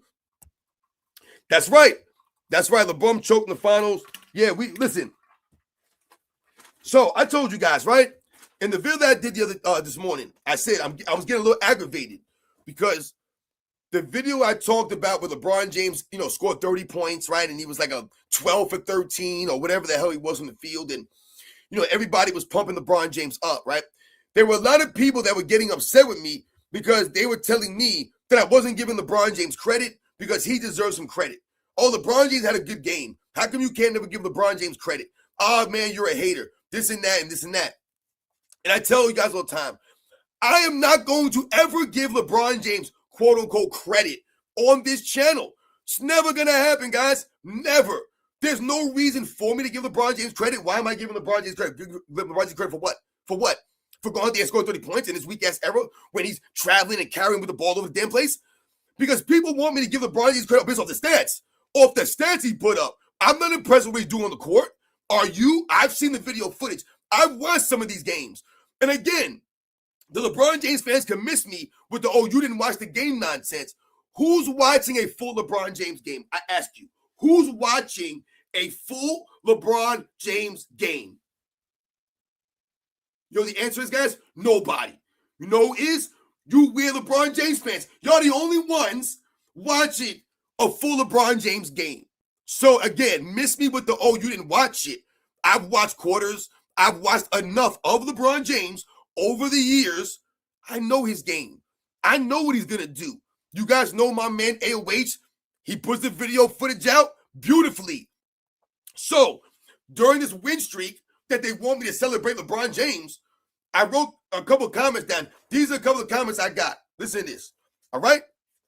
It's like you're allergic to saying anything positive about the man. That was a comment I got on my video that I did yesterday. I'm allergic to saying anything positive about the man. What am I supposed to say positively about LeBron James? That he scored 30 points? That he missed one shot? So what? I don't care. See, this is the thing. This has never been about LeBron James and him being terrible at basketball or me saying that I'm better at basketball than LeBron James. I don't know what people are getting confused about here. LeBron James is a great basketball player, right? He's blessed with all kinds of genetics, 6'9". How many 6'9" people you know? I don't know any 6'9" people. So again, the things that LeBron James has been blessed with, that he's been given a lot of these things. Great for LeBron James, man. So the numbers he puts up, I'm not celebrating this stuff, but I still see him flopping out there on the court. I still see him crying and moaning out there in the court. I still see him rolling around on the damn floor. He's still doing this stuff during the win streak. Still not playing defense, guys. He's still standing around. I see the video footage. I'm watching the game. I see it. I flip around. I land on the game. There's LeBron James. Guys are driving right by him. Then every once in a while, LeBron James make a play, get a dunk, and I'm supposed to celebrate this? No, that's not what works. All right, I'm standing on integrity here. I don't respect LeBron James. I don't respect what he does out there. It's not about numbers, man. It's not about numbers. Great for the numbers for LeBron James. It's not about the numbers, man. This is about the impact, lack of impact of those numbers. It's about the fact that you're out there putting up numbers with a dude who's averaging 40 during the win streak, Luka Doncic. His 13th, I repeat, 13th 40-plus point game of the season. LeBron James has never had that many 40-point games in a season, guys. Never has. I believe the most 40-point games he ever had in a season, I think, was 10. Luka Doncic had his 13th. And we still have what? 20 games? 15 games left in the season? So again, like I said, let me know when Scottie Pippen had 13 40-point games in a season. Imagine if Scottie Pippen had 13 40-point games in a season alongside Michael Jordan. I mean, insane. We would never hear the end about this. Oh, Scottie Pippen was dropping 40 points every night alongside Jordan. Imagine if Michael Jordan had a guy drop 60 when he was on the Wizards. Guys, this is craziness, man. Yo, shout out to my man Troy Black. Insane. But what do you get? And listen, I'm not a Luka Doncic fan. I'm not trying to pump Luka Doncic up. But I'm just keeping the facts at facts. right? We know Luka Doncic complains. I've talked about this stuff. I don't like watching him that much either. I told you he shows flashes of brilliance out there on the court. But a lot of times he's doing this. He's flailing around, right? So he does some nonsense. We talk about this. We know he's not great on D. Okay, plays better defense than LeBron James. Gives more effort than LeBron James. But they keep telling me he's the problem on D. So they want Luka to average 30 and play elite D. Can't do everything. He's not Jordan. That's why Jordan was Jordan, right? That's why Kobe's Kobe, right? Jerry West, these great two-way players that can average 30 and lock you up on offense. On defense, be those guys. That's not Luka Doncic, but it's okay because if he's averaging 35, right? What's he averaging 32 in the season right now? The man's averaging almost 35 points a game in the season. He's leading the league in points per game. That's not good enough for LeBron James to take a back seat on scoring, on shooting. Nope. He's still got to go up there and chuck them shots up. LeBron James should be out there defensive, rebounding the ball, dominating the glass, and be playing defense more, giving more effort on D. But that's not what you're getting for LeBron James. You're still getting the turnovers. You're still getting chucking them shots. He's out there pushing people all over the place, traveling all over the damn place, standing around. Like, I don't get it. I don't get it, though. But they'll knock Luka Doncic for not playing defense. You don't see LeBron James not doing this? And I don't want to hear he's 41. He hasn't been playing defense since he was 30. Since he was 30. 30. So, imagine Michael Jordan was playing with a guy leading the league in scoring on the Wizards. Leading the league. Where's the impact from LeBron James? Where's the impact, guys? Let's think about something real quick here. Like I told you guys, I'm not allergic to saying anything about LeBron James. I don't respect LeBron James. I'm never going to celebrate LeBron James on this channel, man. If you're waiting for one day that I'm going to celebrate LeBron James and be like, yeah, you know what, guys? I got to give it to LeBron James. No, it never will be like that. There's nothing for me to celebrate him about. Nothing, guys. I've told you, he's done more harm than good here. More harm than good. And the Lakers are better without him. So what Luka Doncic is doing is nothing short of spectacular because he's averaging 40 playing alongside his goofball and leading the Lakers to wins. Again, I don't believe they're contenders, but you see what he's doing with LeBron James. So I want you guys to think about something. I wrote this down. All right? Now, when I told you guys about lack of impact, and we're talking about what LeBron James is not doing for the Lakers, they want me just to celebrate him. Yo, I'm just saying, bro, what up, man? Shout out to you. You guys know that, right? We know about this kind of stuff, right? So shout out to you for coming through. Yo, shout out to Ancient Warriors 67. That's right, too big. You can't flex one time, right? And then 3 plays later, you're doing this on the floor. You can't. It just doesn't make any sense, man. Like I said, you're never going to see Robert Parrish doing that. I've never seen Robert Parrish do what LeBron James does, laying on the floor like that, going down to a kneel at time. Robert Parrish was tough, man. He was an enforcer. He was a legit scary dude. That's not LeBron James. I mean, come on, man. Robert Parrish put hands on you. Hands on you. He was tough, man. AC Green, a true Iron Man. He ain't rolling around the floor like that. And I told you he's battling down low at that power forward position during that era. He's earning it. These are the facts out here. So I want you guys to think about something here. Okay, I wrote this down. This is the plus minus on the court for the Lakers this season. All right? Now, we know that LeBron James is no longer in the negative, right? He was able to, claw his way out of the negative because of stat padding in the fourth quarter, right? With the Lakers up 20, going against the second units. He's out there helping his plus minus. Okay. However, I told you what. When you compare to Michael Jordan, the Wizards, at the advanced age, after being retired for several seasons and then coming back to play, both years that Michael Jordan was on the Wizards, he was a plus on the basketball court. However, what makes it even more impressive is that the Wizards were not a good team, right? They were not a formidable team, right? They didn't have any top 10 players on the team like the Lakers have had, like LeBron James has had over the last several seasons, guys like Anthony Davis and Luka Doncic. Michael Jordan never played with anybody like an Anthony Davis or anybody on the level of a Luka Doncic. Not even close. So Michael Jordan was positive, surrounded by negative guys. The other two best players on the court for the Wizards were both negative, right? Both years. LeBron James this year on the court is a plus 27. All right, I told you. We all know he was negative for most of the season, right? So you're plus 27 right now. They have an 8-game win streak, which got LeBron James out of the negative. Great for him. The problem is Luka Doncic is plus 149. So you're being boosted by the players around you that are all positive. And Austin Reeves is plus 152. So how is LeBron James, right, not being carried when everything that you look at speaks to that? He's clearly being carried by Luka Doncic, guys, heavily. And the fact that they're able to win these games with LeBron James on the court, as I told you guys, is more of a testament to Luka Doncic and what he's doing right now on fire, averaging 40, right, than it is to LeBron James and what he's doing, and I got to celebrate him. Hell no.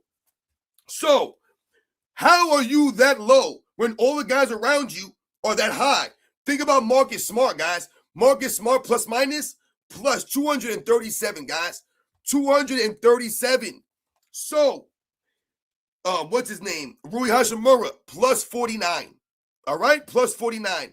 The only guy that LeBron James has a higher plus minus than, that's one of the main, starter guys, is DeAndre Ayton, who's negative 30. Again, it's DeAndre Ayton. Who gives a damn? All right? So, I want you guys to think about Michael Jordan on the Wizards. All right? Michael Jordan on the Wizards in 2002. All right? These are the guys, the top rotation guys. These are the best players on the Wizards. Right? You got Luka Doncic and Austin Reeves, LeBron James, right? The big three guys, the top three players on the Lakers and their pluses and what they were. Michael Jordan, 2002, was a plus 16. All right? The Wizards only won, 37 games? They weren't a good team. Michael Jordan went down with a knee injury, played 60 games. He was a plus 16 with the bad knee on the Wizards. Plus 16. Nothing to write home about. Nothing spectacular, right? But still a positive nonetheless. Still a plus. So what Michael Jordan's doing on the basketball court, whether people want to say, oh, Michael Jordan was crap on the Wizards or not, he was actually having a positive net effect on the court. His IQ, his veteran savvy, his overall fundamentals, his overall game was having an impact in a positive for the team. What makes it even more impressive is everyone else around him. Rip Hamilton, negative 28 on the season. Jahadi White, negative 89 on the season. And Chris Whitney, negative 40 on the season. So, out of all the top players in minutes played for the Wizards that season, right? His other guys out there, they're all negative.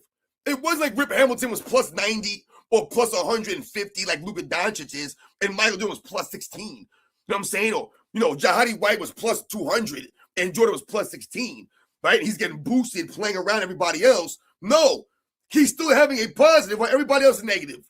Everyone else around him is negative. All right? 2003, his last year in the Wizards. At 40, remember last year LeBron was 40. He was negative 54 last season. On a team that won 50 games. Think about that. You're negative on a team, right, that won 50 games. That's almost impossible. Michael Jordan was positive on a team that won 37 games. So in 2003, Michael Jordan was a plus 6 on the basketball court. All right, a plus 6. Once again, nothing to celebrate, nothing to write home about, nothing historic. Plus 6 nonetheless. Not negative, plus 6. Played all 82 games, 37 minutes a night. Who are the guys around him? What did they do that season? The next best player was Jerry Stackhouse, right? Negative 18. Negative 18 on the season, Jerry Stackhouse. Christian Laettner, negative 17 on the season. All right? Larry Hughes, negative 51 on the season. All right? So, when we talk about the other guys around Michael Jordan, this is what I'm talking about. These are the players. And Brandon Haywood, shout out to Brandon Haywood, he was a plus 2 for the season. All right, a plus 2 on the season. So again, showing and highlighting that Michael Jordan wasn't playing with a bunch of really good players, right? Because they love to compare him to Michael Jordan, the Wizards. Oh, where was Michael Jordan, the Wizards? Where was he? He was out there doing his thing. That's what he was doing. He was out there repping. No matter what you want to say, Michael Jordan was out there earning it. He repped. I don't give a damn, man. Michael Jordan earned it, man, out there. He did not lose the respect on the Wizards. He did not lose the respect, Michael Jordan, the Wizards. He added to his legacy. That's what he did. He got game winners on the Wizards that we remember the game winners, right? The Cleveland Cavaliers, again, he got them, right?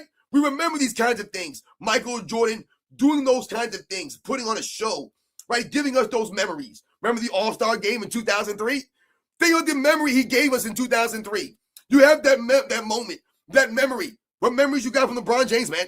What memory did he give you last year, the All-Star game? Oh, that's right. He wasn't there at the All-Star game. But Michael Jordan was at the All-Star game, putting up a potential game winner over Shawn Marion's hands. The same Shawn Marion he had a game winner in against, right? Against the Phoenix Suns in the regular season. So you got that from Michael Jordan.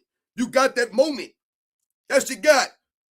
Last year, LeBron James, he didn't give you a moment.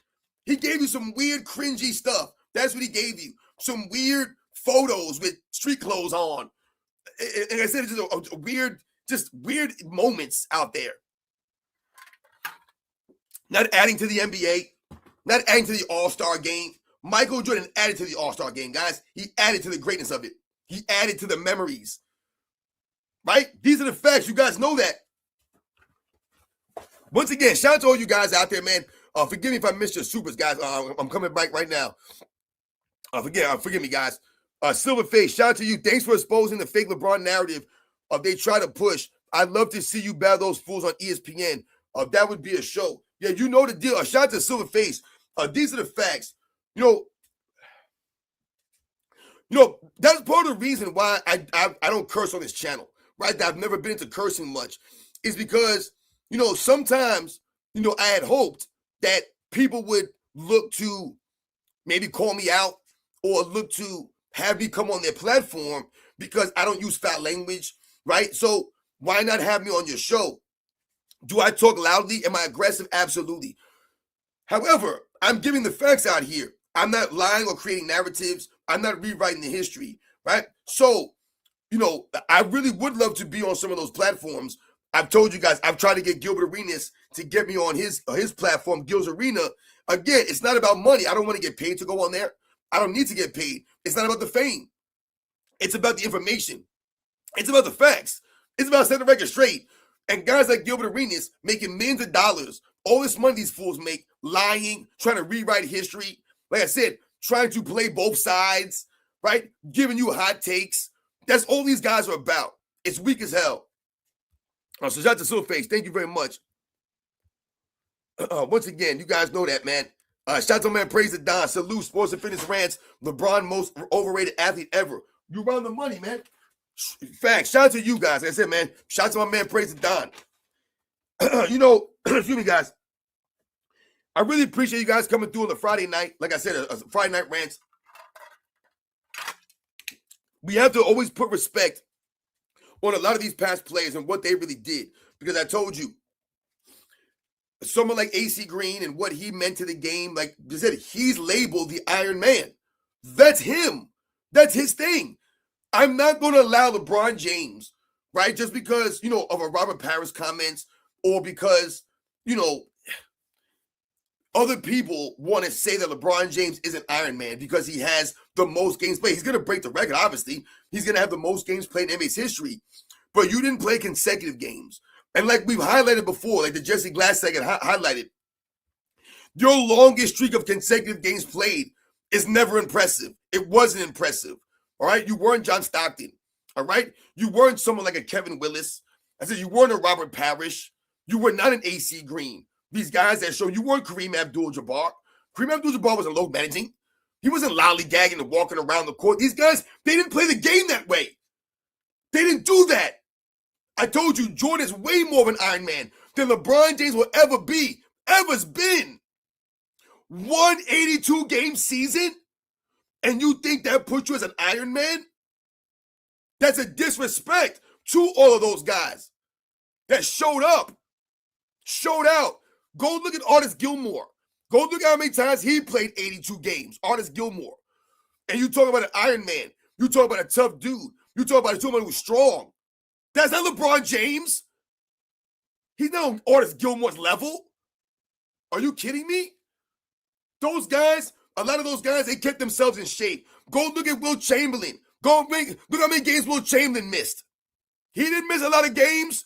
And if he missed games, he had legit injuries. LeBron never had any legit injuries.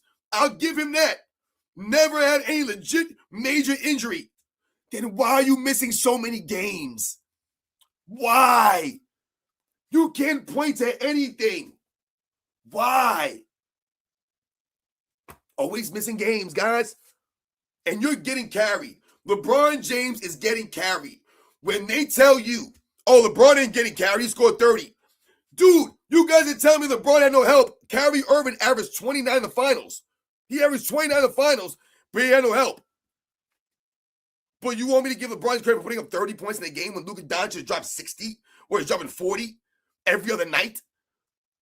He's getting carried all season long.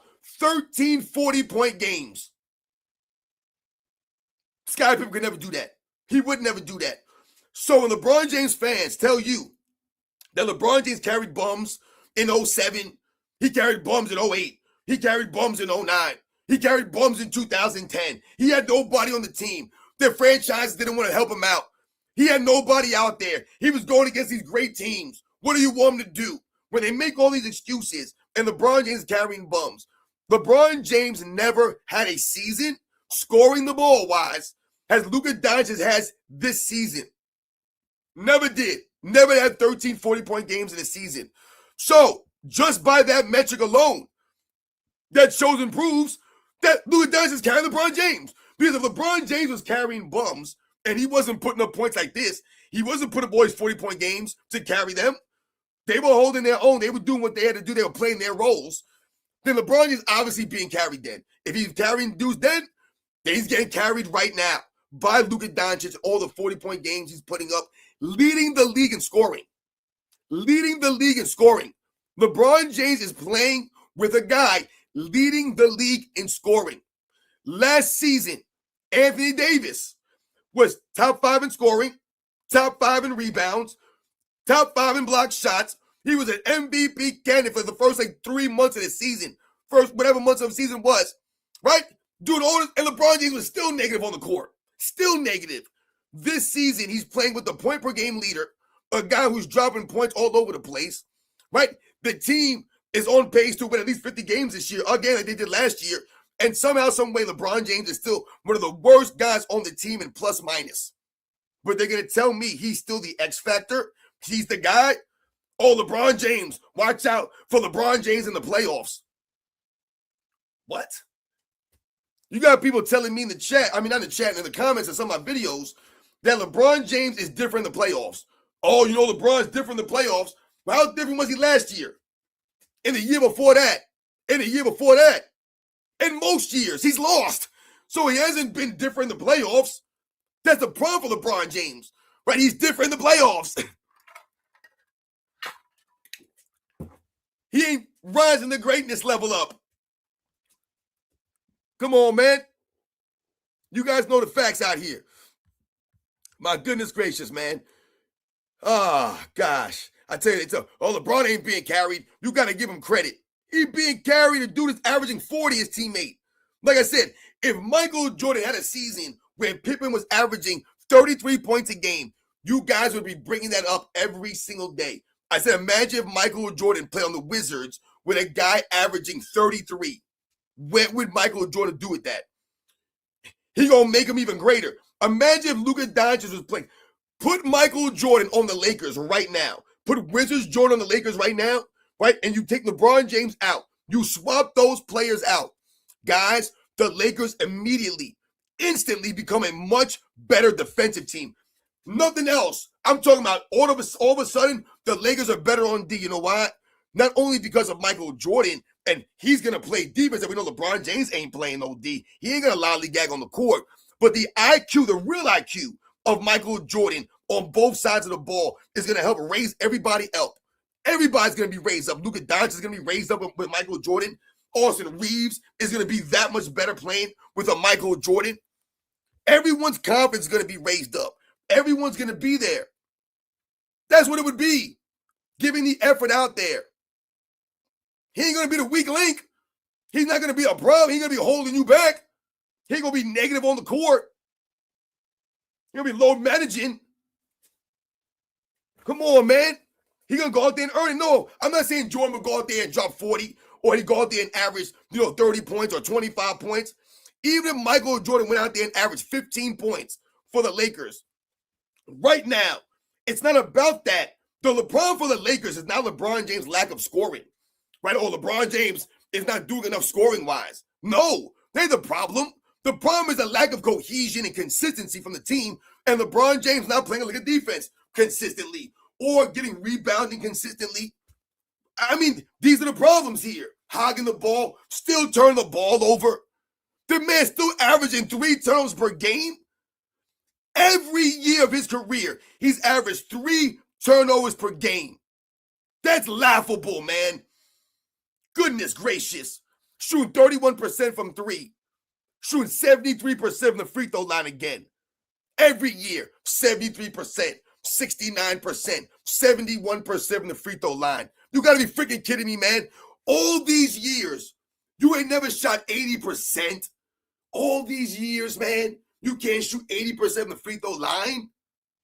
But you're the most skilled player of all time? How? There's no way, guys. It's not true. You guys know that, man. You guys know that. That's right. Dana Green, he would not be letting my man flop out there. See, these are the things that we're talking about, right? Now, we know we're joking. It was a hypothetical scenario here. But the reason why we can speak this way is because we know what Michael Jordan's approach to the game was. I told you, the numbers and stats are relevant. We know his approach to the game. You know that. No matter what, that can never be denied. Whatever stats Michael Jordan would put up is irrelevant. We know his approach to the game was on another level. So that approach is how he raises everybody up. Yes, some guys are not going to like his approach. DeAndre Ayton might as well look himself in the mirror again, right? Austin Reeves may not like it. Luka Doncic might feel a certain way, right? But you see that Michael Jordan and Luka Doncic, they have a connection, right? Luka Doncic is sponsored by Jordan Brand. So I think that they understand each other, and what it's about. But yeah, he ain't going to let Luka Doncic flop around out there on the court like that. He ain't going to allow that stuff to happen because he ain't going to do that stuff. So that's how you, once again, spread out onto your team. We see everybody on LeBron James' team doing this. Monkey see, monkey do. This is what you get on the court. I'm LeBron James. And I told you the worst part about it is that LeBron James crying and moaning for fouls, crying and moaning on the court all the time, when your team is always getting the free throws. Always. The Lakers, guys, what are they? Plus 360 at the free throw line this season, guys. Plus 360, man. Are you kidding me? Full circle. 360. Once again, shout out to you guys coming through the supers. Yeah. Praise to Don. Salute, man. The most overrated athlete ever, LeBron James. And you know it. Absolutely. I told you, they keep trying to inject LeBron James into these conversations. They always try to put him in a room he doesn't belong in. Right? This is what we see. So you're on the money. Overrated as hell. Shout out to the real Donald Trump. Luka should be the MVP for carrying LeBron James. No one else in the NBA can do that. I can't deny that. I can't deny that. I told you guys, I'm not a huge Luka Doncic fan, but what he's done this season, it can't be denied. And I told you, the sad reality is he will never get the just due playing with LeBron James, right? Last year, they blamed everything on him. I told you, so much so, he went and lost weight. He went and changed his diet up and stuff, right? Because he was hearing all the outside noise because you played with LeBron James. This year, he's doing everything he can do. He's playing his game. It's not good enough. They need him to be better on D. They need him to do this. They need him to do that. But no one puts any kind of bill on LeBron James. So you're right. I think Luka Doncic he's in the MVP conversation, right? At least. He's definitely carrying LeBron James, man. Absolutely. Shout out to the Real Side Beers coming through. You inspired a video idea for me. What would LeBron have to do to me for me to praise him? Fanboys aren't going to like. Listen, the Real Side Beers, man, I'm telling you, there's nothing for me, like for LeBron James, for me, where I'm like, yeah, I was watching the game and I can't. There's nothing there, guys. I told you, I don't respect LeBron James, man. I told you, LeBron's a great player. Great player, LeBron James. Never say I'm better than LeBron James at basketball. None of this stuff, man. But I told you, to me, he's becoming unrankable. It's hard for me to compare him to other great players. It's just hard. When I really try to have these conversations in my mind and these debates in my mind, I feel bad. I feel bad for the guy that I'm debating against, like the other player that I'm trying to consider, comparing or ranking versus LeBron James. I feel bad about this stuff. I don't believe it's fair to these other great players. So for me, a lot of this stuff, like, people try to make it personal. Like, oh, you're just a hater on LeBron James. You're a hater. You don't like him. Like, it's not personal. I told you, LeBron James, I don't respect his career. I don't respect his on-court game. To me, his on-court game is only been allowed to be sustained this long because of the manipulation of the rules. We all know that. Anyone that thinks that LeBron James would be able to play in the 90s, I'm talking about officiating-wise. Not the physical nature of the game, right? We get all that. We're talking about officiating standard-wise. No one believes that LeBron James would be able to live up to that standard. The officiating standard would be too harsh. He would be getting turnovers all the time. You would have to work on your game. You wouldn't be able to lollygag this way. I told you, the way that LeBron James acts on the court, the other guys of those eras, they would laugh at this clown. They would laugh at him. That's embarrassing. They're not going to be like, yeah, man. Like, you ever see the looks of some of the players when LeBron James falls down in this era? They're looking at him like, really, dude, again? Again? They're looking at each other like, yo, what happened? Did you see it? Did you see it? No, I didn't see it this time, man. Like, this time, I didn't see it. Yeah, I know, man. Last time, it was a phantom elbow. The other time, it was a graze across the top of the nose. Did you see it? No, I didn't see it either, man. They're standing around confused. No one knows. It's like he'll fall down, and all the guys are like, yo, what? Like, I told you guys, it's like that scene from Wedding Crashers, right? When they're playing football outside, and Vince Vaughn's character, right? He gets leveled by Bradley Cooper, right? And Owen Wilson turns around, and he's like, why is he on the floor again? He's like, dude, what happened? He's like, every time I turn around, you're on the ground. That's LeBron James.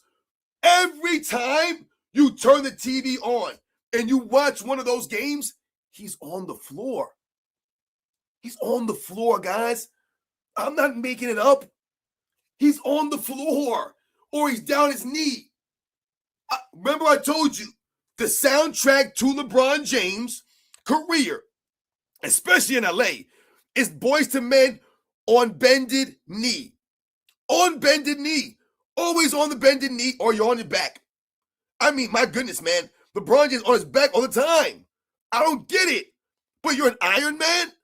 You could play in the 90s? How? Impossible. Yo, shout out to all you guys. Richard, what up, man? Let's roll on the floor. Always roll on the floor, man. You guys know it, man. Yeah, he wants milk cookies. That's right. He wants the milk and cookies, man. It's insane. You guys saw that scene from Wedding Crashers. He's like, he turns around. He's like, what? How is he on the floor again? He's like, every time I turn around, you're on the floor. That's LeBron James. You don't even know how he got there. And they'll just keep playing, and LeBron will just keep laying there until they stop the game for him, until they bring the trainers out, and then they show the replay. Nothing happened. Yeah, man, I'm telling you, it's crazy out there, guys. Yo, Newman, what up, Newman? Shout out to you.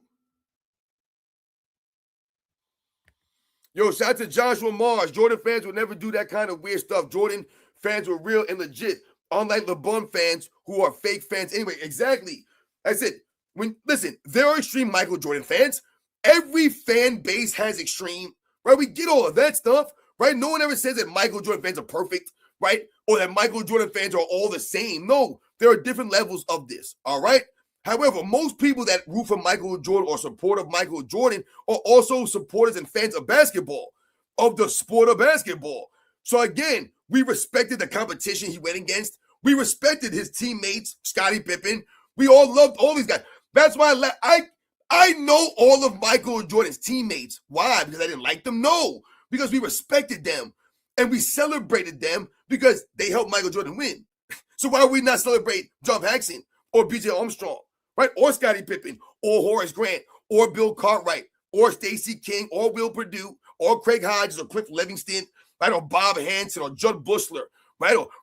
Or Brandy Brown or right Ron Harper, Tony Kukoc or Luke Longley, right? Bison Dele, right? We celebrate all these guys and what they did for the team, right? At certain points in time of these championships because they played a role, whether they played 5 minutes in a game or they came in for a couple of possessions here, right? They hit a key basket, got a key stop, made a key play, right? Dove on the floor and got a loose ball. Whatever the case may be, man, right?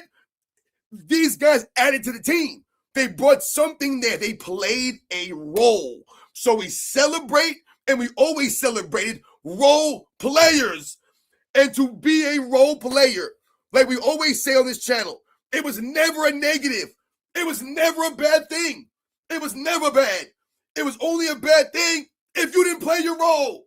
If you were not a good role player, then it was a bad thing. Like, yeah, man, this guy, he don't come through. We got to get rid of him because in these roles, they don't show up. So I told you, I've done videos on B.J. Armstrong. And I told you, in the 1993 NBA Finals, B.J. Armstrong was instrumental. He was integral in the play against Kevin Johnson. He played excellent against Kevin Johnson, B.J. Armstrong, right? He was a key member during that championship finals run for the Bulls, man. All right? So,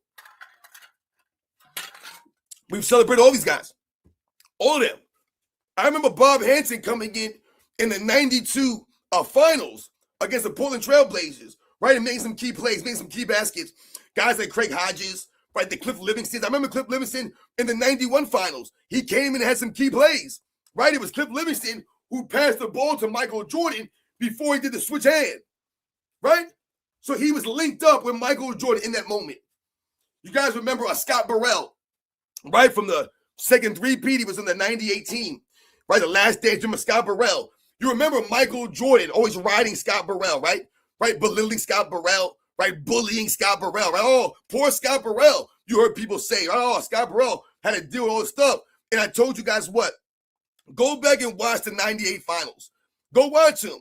There were certain times and points during that series where Michael Jordan needed Scott Burrell, right? I posted some of these videos during the finals where Scott Burrell's there, Jordan's out there on the court. He draws a double team. He draws the defense. He kicks out to open Scott Burrell. And Scott Burrell was there for him. Money, bang, knocking it down.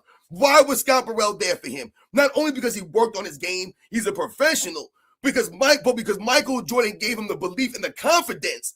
Michael Jordan believed in him. He gave him that pass. He gave him that opportunity. And I told you, if Scott Burrell would have missed that shot, because he did miss shots, right? Michael Jordan wasn't going to do to LeBron James. He wasn't going to go and stand around and watch everybody run because Scott Burrell missed a shot. No. You know what Michael Jordan's going to do? He's going to get back, lead by example, right? And the next time down the court, he's going to give Scott Burrell again. Because I saw him do that with Steve Kerr. I saw him do that with John Paxson. I saw him do that with B.J. Armstrong. I saw him do that with Scottie Pippen. He did it with all these guys, man. No matter what happened, he give them a ball. They mess up. They turn the ball over. They drop the pass. They miss the shot. Whatever it is, they make a bad foul. Michael Jordan might give him a look, but he ain't going to stop hustling. He ain't going to stop playing D. And he's not going to stop believing in them. He's going to keep their confidence. The confidence that he worked on them dudes in practice all them years. All those practices that LeBron James skips out on, that's where you build your team up. That's where you develop the cohesion. Not during an 8-game winning streak when you're on the basketball court. Nah, man, when you're getting a billion free throws and you get all the foul calls in your favor and you're catching teams on a back-to-back in March, right? Game, 71. Nah, man. In the playoffs when it matters most, when teams are game planning for you, when they're going to take away your strengths, That's when you get tested. That's when the practice shows up. That's when the cohesion shows up. That's when the consistency shows up. That's when the work shows up. And that's what Michael Jordan did. He put the work in with his teammates, and they put the work in. That's why I always respected Scottie Pippen. That's why I say he be bugging out right now. Always respected Scottie Pippen because Scottie Pippen had to deal with that. And he dealt with it, and he came back every year. So the dynamic was there because Jordan and Pippen were there every year together. So Scottie Pippen had to deal with Michael Jordan, right? He had to deal with all that treatment. He had to deal with those intense practices, right? He had to deal with that standard. He held the standard, Michael Jordan. He held those guys to that standard, and they all have benefited and become champions because of it. So again, I always gave Scottie Pippen credit because that man was there every night. Scottie Pippen was there, man. He was there every night with Jordan. It was Pippen and Jordan. It was Jordan and Pippen. They were both on the court, man. Showed up, giving the effort, locking dudes up on the perimeter, earning it, developing a reputation, developing a cohesion, a chemistry that we talk about to this day. The greatest duo of all time. Not because of two great individual players, but because of the dynamic and the cohesion, right? The synergy between them and what they can do off each other and never hinder each other on the basketball court, man. That's the facts out there. You guys know that, man. So again, shout out to all you guys, man. I continue to come through the live shows, all this stuff, man. I hope I didn't miss anybody. Trying to think. Oh, I saw one here. Shout out to my man Logan Masayak. I'm sorry if I messed your name up. Luka is amazing. Dude's a killer. Yeah, like I said, man, shout out to Luka Doncic and what he's doing this season. Like I said, man, Michael Jordan, is or Luka Doncic is representing the Jordan brand. So, I said, I've seen Michael Jordan and Luka Doncic interact with each other. So again, I feel like there's a lot of mutual respect between them. And what he's been doing this season is never going to get the proper credit that it deserves because you're LeBron James' teammate. So that's why I said, think about it. Imagine if Luka Doncic was doing this alongside Michael Jordan. If he was doing this alongside Michael Jordan, he would be celebrated way more. That's why I said, imagine if Scottie Pippen was doing this, what hype he would be getting. It would be incredible, right? Because this is Jordan-esque. All these 40-point games in a season, what he's doing, like I said, helping the team win. They're winning during this, right? They're not like they're losing. He's averaging 40. They're winning while he's averaging 40. And like you guys have mentioned, he's doing this alongside LeBron James, man. But he's still getting blamed, right? And getting criticized for not playing better defense. I told you, the man's got to average 35 and lock dudes up on the perimeter. Come on, man. That's insane. Goodness gracious, guys. I don't know, man. I'm going to end it on that, guys. I think it was a really good show. I didn't want to go too long tonight. Sometimes I do be just going so long with some of these shows. So I don't want to get too long. So again, man, I hope you guys have a really good, great Friday night. Shout out to another super came in. Xavier the guy, shout out to you. Did you ever respect LeBron at any point? Yeah, absolutely. Absolutely. I respected LeBron. Listen, I never really thought about LeBron James like that. Like before I was a content creator, I never really thought about LeBron James in a greatest of all time conversation. I told you part of the reason why I started making a channel is because all of a sudden they kept telling me that Michael Jordan wasn't that great and that LeBron James passed him or he was right behind him. I didn't understand how that was possible. No matter, even if I thought LeBron James was a great player, respected him, I didn't understand how he ended up right behind Michael Jordan. But early in LeBron James' career, like I said, when he first came in the league, even though he was, they were giving him things that he hadn't earned, right? The chosen one and a lot of these stories, we all once again held out hope for LeBron James, right? Like we hold out hope for the new upcoming players, right? We hold out hope for these guys, right? A Cooper Flag, a Victor Wembanyama, right? Some of these guys, a Cade Cunningham, or some of the young up-and-coming talent that we've seen. You hope that some of these guys will, do something. You can get behind them. So for LeBron James, I think a lot of us felt the same way. Yeah, man, it'd be great to see the new great players, the Dwayne Wades, the Carmelo Anthonys, right? I remember I'm from New York, so Carmelo Anthony played at Syracuse. So Carmelo Anthony had a lot of hype coming out of college in Syracuse, won a championship. So yeah, we wanted to see a lot of these guys come out and do something, right? Add to the NBA's legacy. And, that's what LeBron James was doing. Was he perfect? No. Did LeBron James flop for a while? He's been flopping for a minute. I told you guys this. He's been doing a lot of this stuff. The NBA's been carrying him and lifting him up and propping him up from the beginning. But at least what he was doing on the court, as far as playing on the Cavaliers, right? As far as, like I said, watching his game early on, LeBron James' game was okay. Like I said, he was a young superstar athlete that could run up and down the court. To me, LeBron James always had great alley-oops. I don't think his straight dunking is that impressive or creative, right, or original. But his alley-oops, to me, were always great. But, I mean, come on, man. I don't know how, shout out to my man AOH, man. I was about to end the live show. Thanks for coming up. My man AOH, I was watching your videos, man. You had me dying, man. Goodness gracious. And this is what I'm saying, man.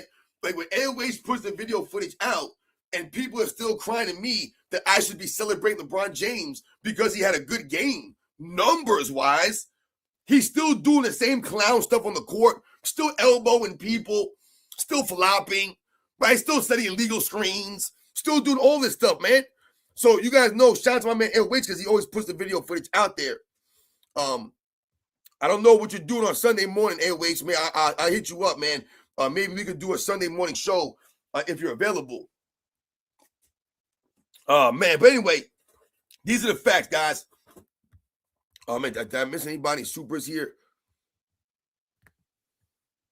I didn't hate LeBron until he came to my Lakers. Yeah, listen, I respect that. And I told you guys, I've never promoted for anyone to quote-unquote hate LeBron James, right? Or, we don't wish harm on LeBron James. Or, it's not about that. The thing with LeBron James, I've told you guys, is I don't respect him. I don't respect the way that he's carried himself. When I hear him speak on the microphone, I don't respect the things that he says. He's always celebrating himself, right? He's always just saying weird, cringy things. I don't get it, man. I don't respect his all-court game. I think his game has declined. I said there's been times in LeBron James' career where he showed flashes. To me in Miami, he showed improvement in certain areas. But ever since he left Miami, he's gone downhill. And I told you the manipulation of the rules, right? That's really is what kept LeBron James relevant. The manipulation of the rules has kept his game to a degree. My man AOH at the bar doing his thing. Yo, let me know. I hit you up and we'll see if we can do a Sunday morning show. And we'll talk about some of the video footage I saw you put out here. But yeah, these are the facts out here, guys. LeBron James is, like I said, guys, I really feel bad for a lot of the fan bases or teams that he's played for, like the Lakers right now, because how do you get behind someone like him? Right. He's a liar, a cheat. He's a scammer. I mean, he's your all-around dirtbag. Not saying that means that something bad should happen to him. Right? None of this stuff. We never say, I'll tell you, LeBron James fans wish harm on me, but I've never wished harm on LeBron James. All right? I don't like LeBron James as a basketball player, and I don't respect him as a man. I don't respect him. Don't care about him. I don't respect him at all. Right? I told you, I would never carry myself that way. And I told you guys, that was part of my platform when I came on here. Right? It was about the integrity, the honor of the class, and earning respect from people. Because that's all we can do. Is hold ourselves to these standards, right? So that people will respect us, that we can earn the respect from other people. If people don't want to respect us, that's on them, right? It has nothing to do with us. We still have to hold ourselves and keep ourselves to these standards. How other people want to act and what they want to do, man, is on them, right? LeBron James wants to act that way. That's all LeBron James. I don't have to respect it. I don't have to respect it, man, because I would never act that way. So I told you, if you're holding yourself to the standards, and people don't want to show you some kind of respect, or they don't want to respect, then that means that's on them. They're not holding themselves to the standards. They need to look themselves in the mirror. We're all now perfect, guys. And I told you, it's not easy to have integrity. It's not easy to be honorable. It's not easy, guys. It's not. I've told you guys many, many times, man. And I've told you guys different stories. All right? And being honorable is not always an easy thing, guys. I've been in awkward situations where I've had to take it on the chin, so to speak, because I wanted to hold on to my integrity. So like King Leonidas in the 300, right? They stood on it, guys.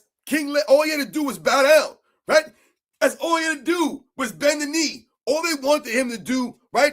King Xerxes, he wanted him to bend the knee, right? And King Leonidas was like, yo, dude, I'm not bowing down to y'all.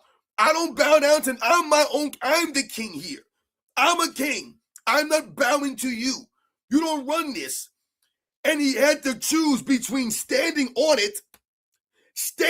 it, or dying. That was his choices. Remember, they surrounded them at the end, right? They got behind them, surrounded the 300, and he stood there. And they were like, yo, bow down, take a knee, right? And he was like, no. So what they do? They all died, man. They gave up their lives, right? Because their honor, it would not allow him to waver from this. So in that instance, he's thinking about his wife, right? He's thinking about his family, his kids, right? He's thinking about this stuff in his mind. He could easily be like, yo, I want to go back to my wife. I'm going to take a knee here. But he couldn't do that, man. And why? It wasn't because he was trying to be a badass. Oh, I'm King Leonidas. I'm a badass, man. I'm going to take 1 billion arrows to the chest. No, because he knew if they got through and he allowed them to just, hey, we're going to bow down. You guys come up in here, man.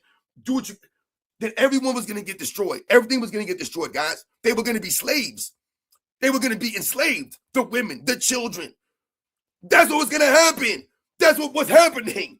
He knew it. They knew it. That was the only chance that was left and afforded to him. There was nothing else. He didn't waver. He wasn't worried about it. It doesn't matter. So now what do? They tell the stories. They tell the story of these guys, these great warriors. I'm telling their story right now. I'm not a historian of the world, right? But the story is known. It's remembered. It's passed down, right? Because of being honorable and standing on your principles. It's not hard. That's hard, guys. That's hard stuff to do. You're looking death in the eye. And you're like, yeah, man, listen, I got to do this. I got to stand on it, man. Y'all do what you got to do. We're going to do what we got to do. And we're going to take some of y'all with us, man.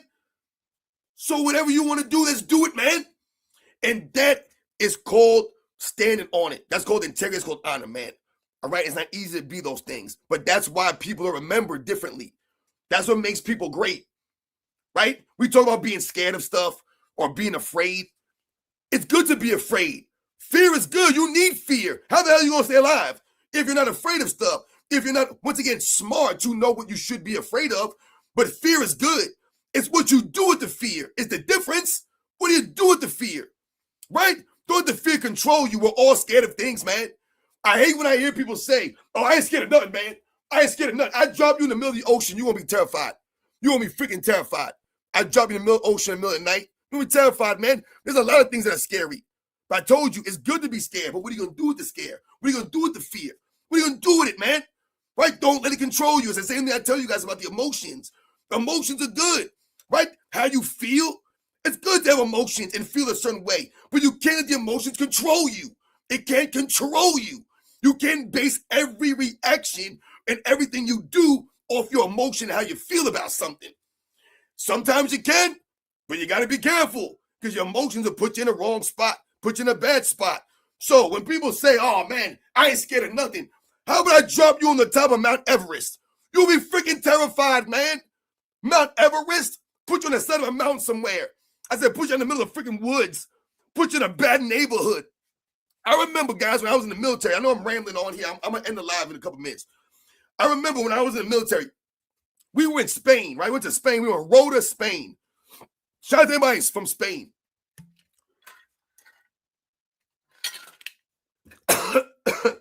Excuse me, guys.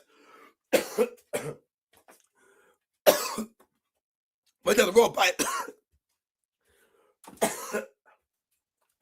We went to Spain, right? And we were trying to find a beach, okay? So we told the guy, the taxi cab, we were like, listen, can you take us to the beach, right? And we were, listen, I'll be real. We were trying to go to a nude beach, all right? We were trying to go to a nude beach. I'll be honest with you guys, all right, man? I'll be real with you guys.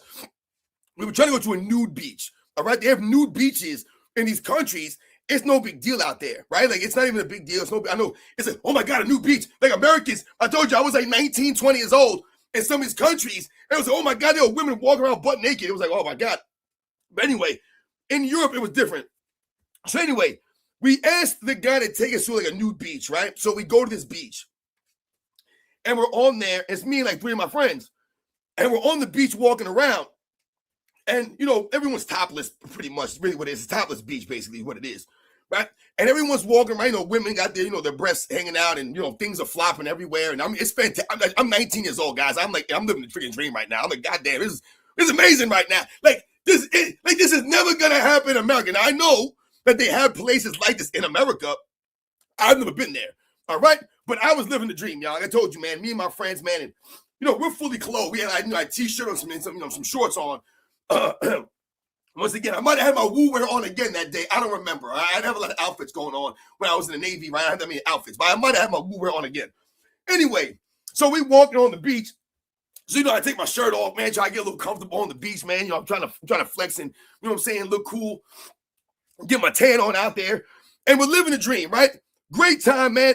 Great time, right? Now, we didn't do anything crazy. Like, you know what I'm saying? Like, we weren't, like, you know, doing anything crazy. We talked to some women out there and, you know, people were very friendly because, you know, we obviously stand out, right? We don't look like the locals there. So people will come talk to us and ask us where we're from. We sound different. We look different. So great times in these places. So we think that, like, we're part of the locals now, right? We don't know where we are. Guys, I don't know where I am. I don't even know if I'm in the road anymore. I don't know where the hell we are. And I couldn't tell you right now where we are. I don't remember the name of the beach. I don't remember the city or the town that we were in. We took a cab somewhere, right? It just took us away. So we think that we're part of the locals now. We think we're cool like that. So remember, we're in a different country, guys. It's not America, man, all right? We don't know where we are, where we're going. So we start walking off the beach, right? Like, hey, man, let's go down this way to explore the little town that we were in. Once again, I couldn't tell you guys a name. We're in Spain, though. All right? So we're walking. I don't know. We walked for like 10 minutes, let's say, 15 minutes we were walking, right? And it was one of those scenarios where, like, you know, where, like, sometimes you're walking, and I told you I'm with like 3 other guys, and you're talking and you're in a conversation and you're having a good time, and you end up like somewhere that you shouldn't be, right? We walked into danger, right? So we ended up walking into, I guess, the bad part of town, I guess. We didn't realize it.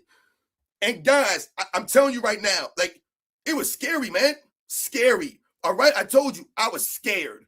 All right? For real. And I told you guys, I'm from New York City, man. Not saying I grew up in a bad neighborhood or I grew up in the ghetto and none of this stuff, man.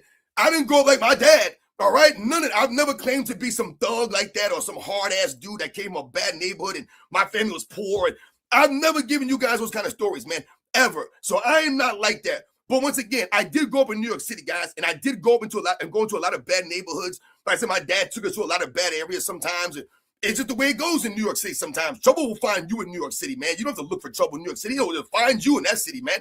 They're around every corner in this New York City. So anyway, I'm familiar with dangerous neighborhoods, and I'm very street smart, I would say. Again, I'm in a different country, though, guys. And I tell you, man, we end up in a bad part of town, guys, and there were people looking at us. There were people looking at us through windows. There were people opening doors and looking at us. You know what I'm saying? Like, we should have been walking around where we were walking around.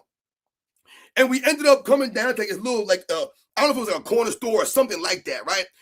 And there were some people standing outside. And when we, you know, started walking, you know, by them, the guy started saying something to us, but we didn't really understand what he was saying, all right? But pretty much what he was telling us was that we shouldn't be there. You know what I'm saying? Like, you know, you guys are strangers here. You know what I'm saying? And, you know, they were taking offense to us being in the neighborhood, so to speak.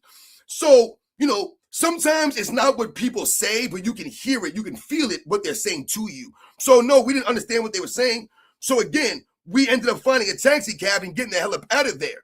And when we got in the taxi cab, the dude told us, how the hell did you guys end up over here? And we were like, I don't even know. It was like we were just walking and we end up in a bad neighborhood. So the point of the story that I was trying to make here, and I ramble on a lot, guys, is that, you know, I was scared. It's okay to be afraid of stuff and to have that fear. I told you, fear is good because fear is what keeps us alive. If I wasn't, afraid or I wasn't aware of stuff, then, or I didn't have that worry about me, then that means that I'm stupid. That means I'm going to walk into danger, right? I told you, we weren't paying attention, right? We weren't being smart and we wandered off where we shouldn't have wandered. I told you, I don't know if I'm lucky to be alive or not, but I wasn't familiar with that area and I was scary. So I told you, don't act like, oh, I ain't scared of none, man. Ain't nothing scared of me. That's a lie. That's a damn lie. Are you kidding me? I ain't scared. And you scared to lose your job? I know that. I was scared to lose my job. But come on, man. Goodness gracious, man. Man, once again, shout out to all you guys, man. Goodness gracious, man. God. Funny stuff, man. Shout out to everybody out there in Spain, though, man. Like I said, it was a beautiful time out there. A lot of these countries, man, everybody was like so nice to us. We went to a lot of these places, man. I'll tell you guys a story about how on Sunday, I'll tell you guys a story on Sunday, not now. I'll tell you guys a story on Sunday about how and I don't want to get in trouble for saying this, but I actually imitated Nelly when I was in Sicily. I did a Nelly impersonation in Sicily to get into a club, for free. Me and a couple of my friends, we went to Sicily when I was in the military, and I impersonated Nelly to get into this place, man. So once again, man, I'll tell you guys that story, man. Real funny. Yo, so once again, man, you guys have a good Friday night. Damn, I hope I didn't forget. Oh, great. Oh, my bad. Yo, J-Bo Music, what up? If we include high school, college, and pro, it's barely a handful that won in all three levels, Magic, Kareem, and Wilt. With that said, MJ would still be considered as the GOAT. Yeah, absolutely, man. I mean, listen, when we talk about the high school, college, and NBA stuff, and we're talking about greats of all time, we're talking about at the professional level. Because, like, if you think about Michael Jordan and his impact on the people around him, remember when he was on the Olympics in '84, right? And they were playing against the NBA All-Star Select team? Yo, these guys were getting abused by Michael Jordan and Patrick Ewing and Chris Mullin. So if you give Michael Jordan anything, to me, I told you, he gets the most out of players. The most out of players. So to me, all things even, Michael Jordan is the X factor, right? Over any great player, in my opinion, NBA's history. So, yeah, those guys were great in college and high school, but there are different high schools. I told you, we all play in different levels. Like, the high school that I went to was probably different than your high school, right? Maybe my high school is a lot smaller than your high school. Some of these high schools, thousands and thousands of kids, all right? So the schools you're playing against might be different, right? Who you're competing against, all these things matter, right? Different guys go to different colleges because of different circumstances. Sometimes if you don't go to a big high school, then it's almost impossible for you to go to a big-time college, all right? I told you guys the story. That was part of the reason why my brother ended up not making it to the NFL, right? I told you they cut him on the last day of the camp for the Buffalo Bills. And I told you he was competing against Marshawn Lynch for one of the running back positions for the Buffalo Bills back in, I want to say this was 2008. If I remember correctly, my brother was invited to the Buffalo Bills training camp, but he essentially got cut and never got drafted, though, because he was, they said maybe he was going to get drafted because he went to a small school, man. My brother went to Iona. He didn't go to, Alabama or Notre Dame or Michigan, or one of Florida, Florida State, one of these big-time schools, Ohio State. He went to Iona. So even though he was All-American there, it's hard sometimes, to get the notoriety and the name coming out of some of these small schools, man. When we talk about some of this, I'll tell you that Nelly story on Sunday. You guys have a great Friday night. I hope you guys have a great weekend. And you guys know the deal, man. I'll catch you guys on the next one.